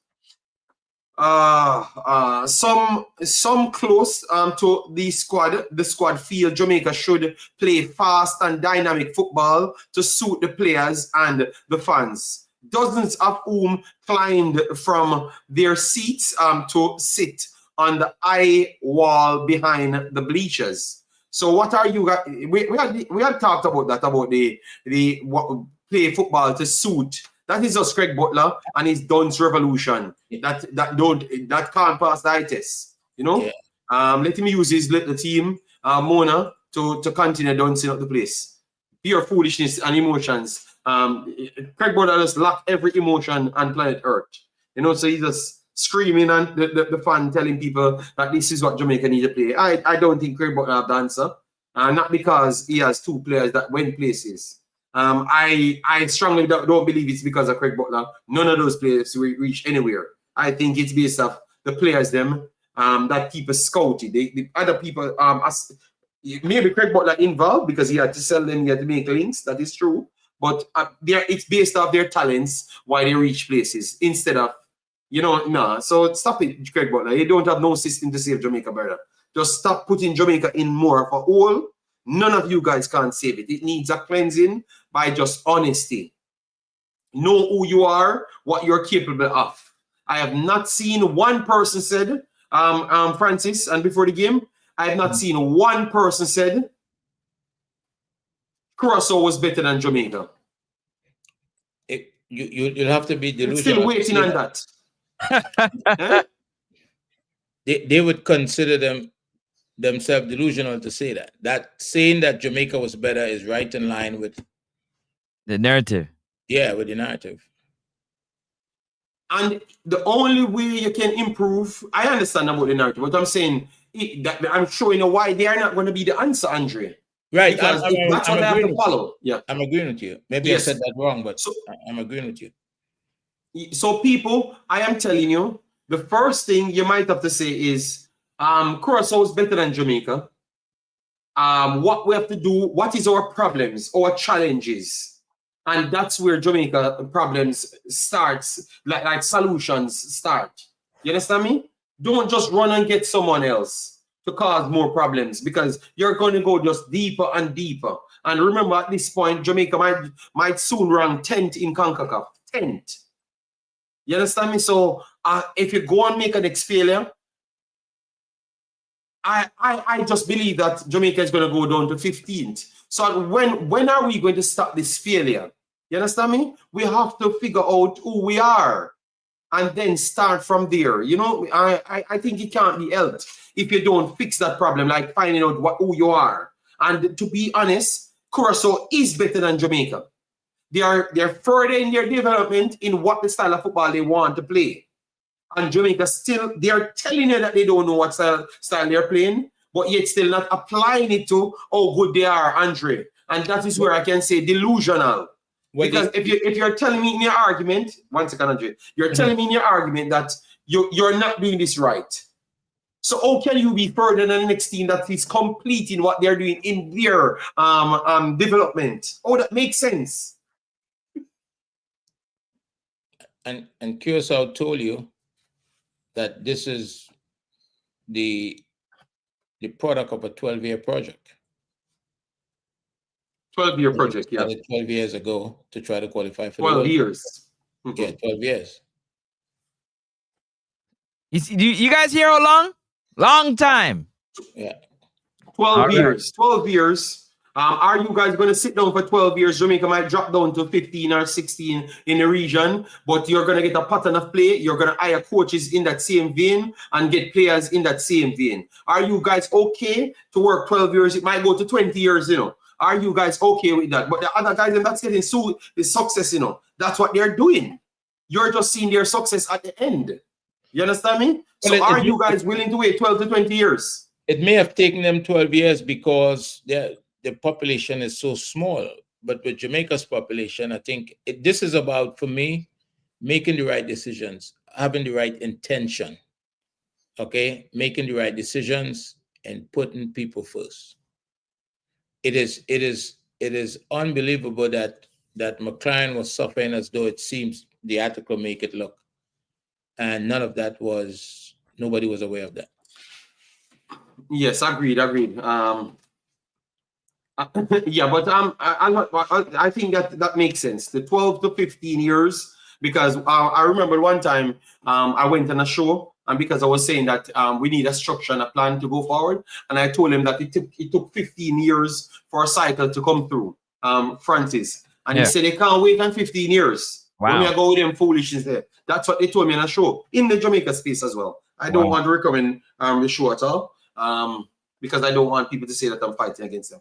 But that's what they said, because they couldn't understand, because I was applying coaching to it, Andre. You understand me? So you could see the fruits of what you're doing. The 12 years is not just because you're going to get one group of players ready. You're going to get a balanced train. You understand me? So you're going to have the ready ones, and you're going to have one that just tip the scale to come into the system. So if you have one or two injuries, Francis, those can fit in. So Curacao, you realize, Tahiti Chung have not played him. You realize that? Say that again. Chung have not played. Okay. Chung have not played. So the one Curacao-born player that spent most of his life outside have not played. But you saw Camencia coming from PSV and the Juventus. And he comes in, and nobody talks about Tahiti Chung anymore. So because they had a train of what they wanted to do and who they're trying to get, they brought them from youth 17s, make them know. No, Tahiti Chung never played in the Jamaica games, MJ. You know, follow my line of reasoning, man. I know which game he plays. I watch all the games, blood. Come on. I'm just saying that he didn't play against Jamaica. All right. Marcus, we might have cut it off here because we had 2 hours and we went to 3 hours. We will save the article and go through it, you know? Yeah, yes, we'll at the next one. I gotta go pick up him just now. Yeah, man. So we're gonna cut it off here. We're just gonna give our final thoughts. Because we're just trying to give a solution to the problem. I'm just saying, people, stop the over-anal, give somebody time that has education. You understand me? And let that person comes in with a structure. The structure will last anywhere to bear fruit from 10 years to 20 years. All right? I think that's where Jamaica, if you want to rely on what you want to rely on, and that's where Jamaica truly is, 10 to 20 years from anything, you know? Yes, so you have to reach no quota at the youth level. Do like what Curacao did. Bring in all the young players, try to show them what you're dealing with, let them get familiar with the system, and then you try to bring them through. That's it.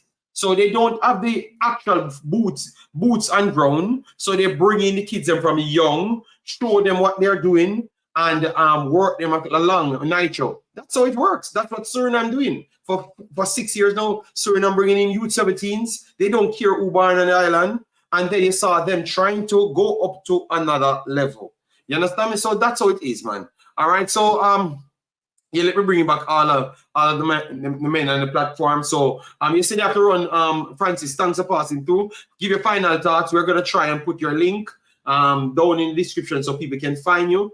And Andre, I will put Andre Instagram which some people can really go. And I would ask all Jamaicans to go there and learn about systems, you know. I know that Andre doesn't control the page, but at least you're seeing what he's doing. And then maybe a man like Richard Green, you will come back and realize that maybe if Andre have Jamaica national team, you never see so much beautiful football in your life.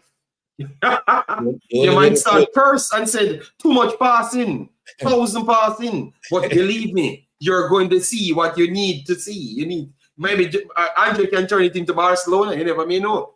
Never know, never know. Yeah, but yeah, so go ahead, Francis. Definitely, so we can finish up. Yeah, definitely. I want to say, it's important that we have structure and the system set up.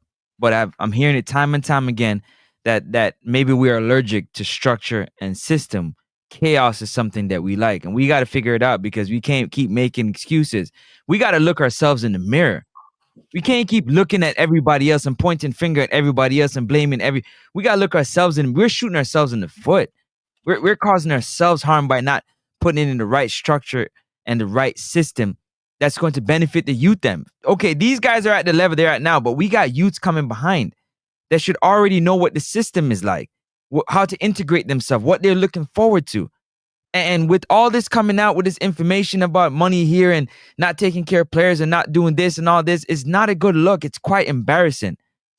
We're on the cusp of trying to get to a World Cup, and it seems like the only thing that is important about getting there is the proceeds that you'll get from being a part of the World Cup rather than actually participating in the actual World Cup and putting the football on display from the island. And that to me is the biggest picture that we need to focus on. On top of that, I want to big up to Andre. Thank you very much. First time meeting you. Great football mind. I love talking to fantastic football minds. JD, thank you very much for having me on your platform. Been a long time coming. You know what I mean? Hopefully it's not my last time. And everybody in the chat, big up in itself. Whether we agree or disagree, we still have things to do. And the things we got to do is we got to clean up the football on the island, off the island with the federation. And I know it's going to be a tall task because there is some furnitures in there that's been there a while. All right. So respect and thanks. And thanks for coming on. You brought a different perspective to the conversation. And maybe I need to extend it a lot more in the future because at least I don't have to fight. Because once I'm here with them, believe me, it's World War 50. I don't want to be here. You know, because yeah. Some of these dudes, yeah. So thanks for passing through, man. We will link up, no problem. Respect again, yeah. All right, bless up. Well, it's great meeting you, Francis. Yes, sir. Can't wait to talk to you again. All right. Bless up. All right. So we will make Francis go and get his kid and stuff. I'm gonna just do the odds in the end with me and Andre, and then we run out of here. All right. So hold on, let me get this one. So we have the odds. As what we said, people, the link is right there. Yeah, man, that approach is best because remember, it's not like I want to fight with them, but because I want to give people information so much, and their brains won't let them just realize that I have to beat them every single day. 16 lashes, you know. Sorry. Yeah, so I have to dust them out per day. You understand me? Yes, I have to dust them out per day. Some people need that, JD. Yes, I have to dust them out per day and let them go and research something else, and then we come back and fight again a little more.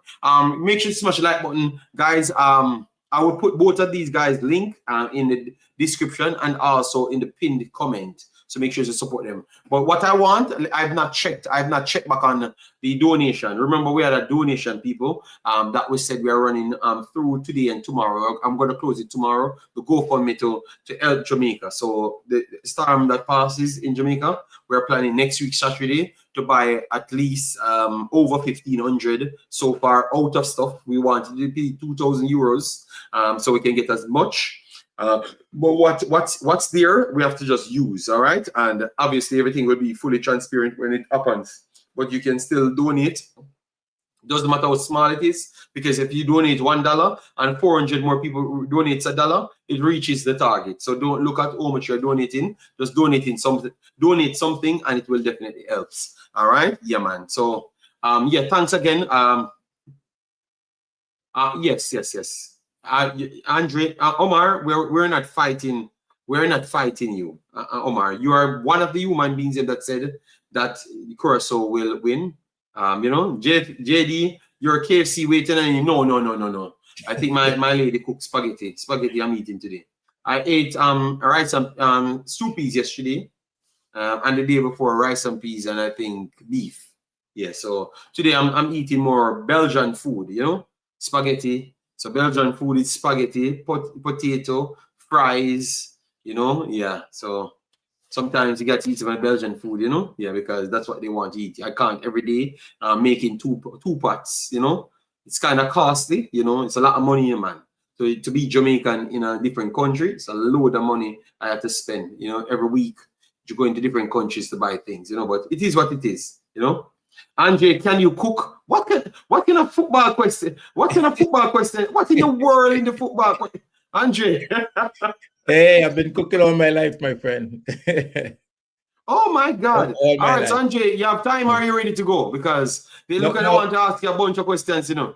Yeah, well, I see Odell is asking about my opinion on what Jack Warner said about Trinidad and Tobago qualifying. If we're thinking about the same statement, I think it's a factual statement. To qualify for the World Cup flat out, you needed to beat Jamaica and you needed to beat Curacao. And what he said is that if you can't beat those two teams, then you don't deserve to go to the World Cup. And that's a reality. I don't see anything controversial about that. It's factual.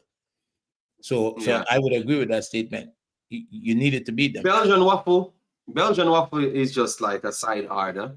But you would have known that if you actually just researched it. Belgian waffle is nothing like a dinner thingy. All right. The only thing I don't really like so much about like steaks, you know, you have different grades of steaks. Never really knew that much because I wasn't interested in that, you know. I think, as you know, you're gonna eat. I think it's much more different from what I know because in Jamaica, you cook through meats a lot more, you know.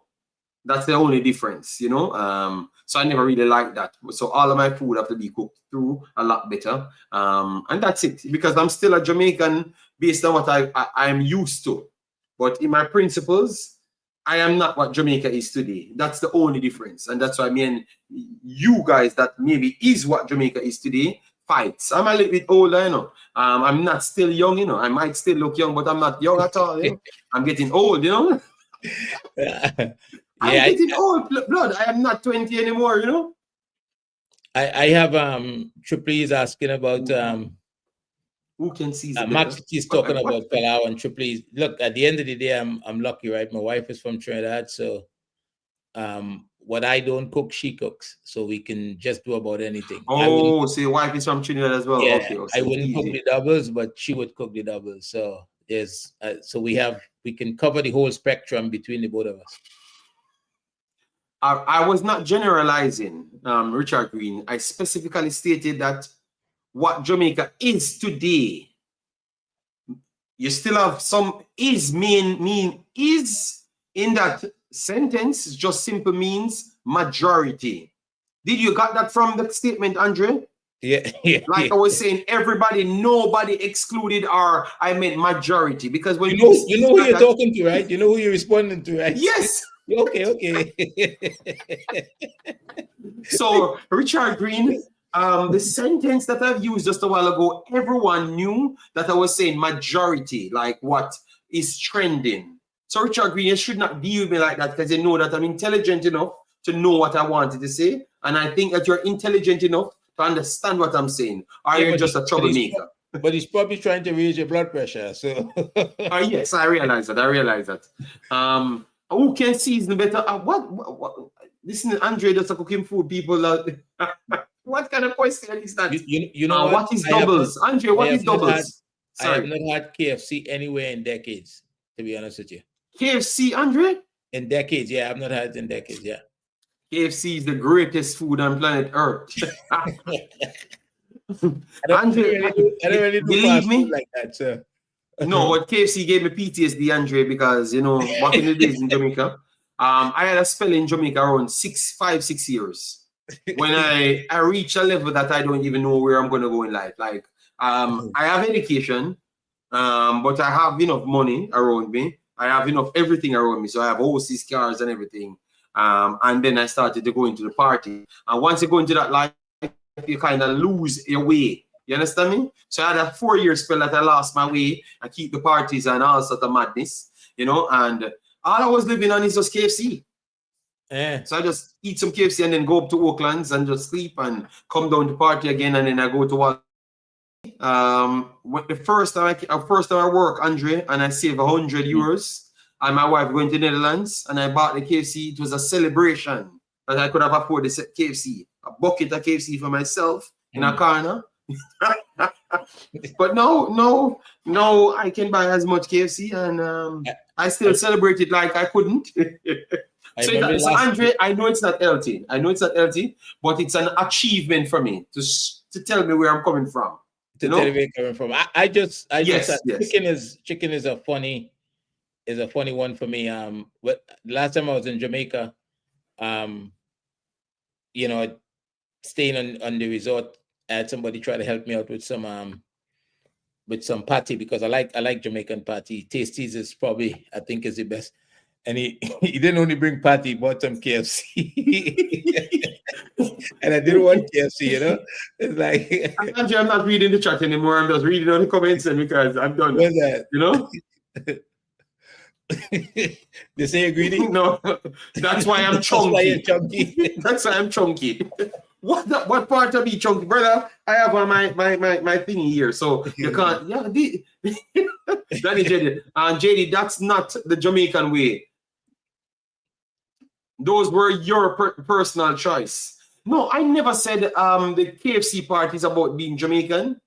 I'm just saying remember, I grew myself and I never had a mother. I never had a father, and I never grew up with my mother. You understand me? So I had to do things on my own for a while, you know. And it made me make some decisions. That's why I never came here and act like I'm perfect. But I've learned, and I don't want others to go through the same thing. Because it's good for you not to live for yourself, you know, when you can educate someone through your mistakes and don't want them to make the same mistake. That is true love. That is true respect for people, because you want them to be a better version of yourself. And I think I love nothing more than somebody being better than me. I love when I see somebody from behind being better than me. I love that. That is my principle. You understand me? So come on, man. All right. You might need to send this people to KFC. What is it? You should get some sponsorship. You promoted KFC. Yeah, said something. No, but Andre, you need to come and try the KFC in Netherlands, because I had said that I think the KFC in Netherlands can rival Jamaica. And they said, JD, you're mad, man, you just ate Jamaica, this, that. And then when Asafa Powell came and said the same thing, Andre, so when he comes to Belgium and Netherlands, he has to go for the KFC. They said Asafa Powell a sellout long time. Does the KFC in Belgium have the skin on the chicken? Yes, I think they fry it with the skin and chicken, but maybe the double frying that they don't. You don't like that? Nah, I do skin and chicken. Andre, come on, man. You undetermined, a pure green leaf. You guys talk about it, man. Like, what is the right way to eat? What food can you think that we should eat? Who's asking? You asking me that? Yes, I'm asking you because based on how you undetermined how you treat me in the chat, I have to ask you. No, I wouldn't tell people what to eat. I mean, people eat. No, but what is healthy? You know what is healthy? You know. Well, you know, obviously, in a general sense, vegetables is good. You know, for like I do eat meat, but I don't buy meat in the grocery store. I get my meat from a different source. You know, it's fresh. The way it is prepared. So I do some things different in that regard. But what I've learned is that whatever it is you consume, the quantity in which you consume it in, right? I think the main thing for people is to stay away from the processed sugar and that kind of stuff, you know? I think that's the stuff that really hurts you. But I just don't like doing fast food. It's different. So processed sugar, that is once it's The amount what you consume and the processed sugar. Yeah, Okay. yeah. I think those are the things that hurt you. So believe me, not getting any sugar in your body for 2 or 3 days. I am telling you, you guys need to try that. Believe me. you might realize that the world that you're seeing in front of you might not be the world. All right. Yeah, because the world is. Yeah, Andrea, I was sick a while and I never consumed any sugar for a while, like at least 2 to 3 days. And believe me, your body start change, your brain. Yeah. I think sugar is drugs, you know, people. Sugar is drug, you know, Andre. Sugar yeah, is drug, sugar is not good. It's not good for you. Sugar is drug, people. Sugar is drug. Please try it and then you can come back and talk. Yeah, so good convo, people. We are gonna leave it here because I know that Andrew have to run and myself have to run because I have to eat the food and I don't want to go eat the food late to bed. All right. So thanks anybody that donated. I will check and then after tomorrow I will do a stream and we can continue on where we started and then that's it for the week, you know. JD, what are Jamaica's chances against New Caledonia? We said that in the stream, Richard Green. We said that Jamaica should win if they build any quality squad and they play any level of football. They should be the favorites going in. The problem I have is to make the World Cup. I think that maybe beating Congo might be a stretch too far if they can't add anything to the team and they really have a system by then. You know, it's going to be a tough one because Congo is a good tier team, you know, like a tier that is either top tier Concacaf or above Concacaf level. Because I think that they will beat Mexico and United States as well. I actually think that they will beat them, you know, based on what I saw. This Congo team could beat USA and Mexico as well. So that makes them as a favorites going into any game against Jamaica. And Jamaica has to get some pieces. They have a long time. 3 months, Andre, 3 months. Yeah. 3 months to find players. Just find some players from somewhere, get a system, and go out there and fight hard. Yeah, I don't think it's so much players is because I think the group of players are, especially the ones, you know, that's playing, it's a good group of players. I think it's everything behind them is probably where the improvement is needed. Getting the right person in that they're going to respect and go work for, and fixing a lot of the things around them, because this means so much. If they have to get the Jamaican government involved, these guys are coming out from elite football environments. They get everything taken care of, every single thing. They show up for breakfast in the morning. They get breakfast taken care of. They get lunch to eat there. They get lunch to take home. Right? They have the best training facilities. You know, you just got to make it right for them. If you're going to bring players from outside, you got to make it right for them. Yeah. Being comfortable, you can produce a lot of things. I know that we said that we are resilient and we should have nothing and we should work hard. I think sometimes we need to stop following those little beliefs, you know? I think people are actually doing it, but they can't understand it. You understand me? Yeah, that's what I think. The resilience, foolishness that we class as resilience might not be that. You know, because some of these kids, I think that they are doing more than what you think. And I'm glad that we got an article that gives you a little peek behind the covers to show you that these guys are more committed than even a lot of you guys. Because a lot of you guys ain't watching the game if ain't somebody not paying for it to go to the stadium and driving it to the stadium. But these guys are coming here, paying their way, working in bad conditions, sleeping bad, when they're billionaires in Jamaican currency. And they ain't complaining. They're still out there trying to give their all for you. So, and I would love for the JFF to sell more of that to the people. You understand me? Because that's what people would have had affinity towards. But they tend to avoid these things. So I'm glad that this article came out with that. We have Sean Clark donated $10 US. Massive respect, Sean Clark. Let me know which part of the reasoning you like so far. All right? Massive respect for that. Yes, so Andre, we're going to cut it right here, big boss, because I know you're a busy man. So thanks for passing through, Sir Andre. And I'm going to try and put a link for the Instagram because I really want a lot of these people go there, because what that would have done, it would have helped me for them to stop fight with me, because it would have given them some more understanding. As long as they ain't going to start fighting with me, because I ain't fighting. No, they ain't going to stop it. No, they're going to respect you. You know why? because they think they can be me, but they don't think they can be you. Right. That's the problem. Yes. So that's powerful, you know. That's powerful. Yes. All right, brother. All right. Take care. So respect people, take care, and see you in the next one. Bye-bye.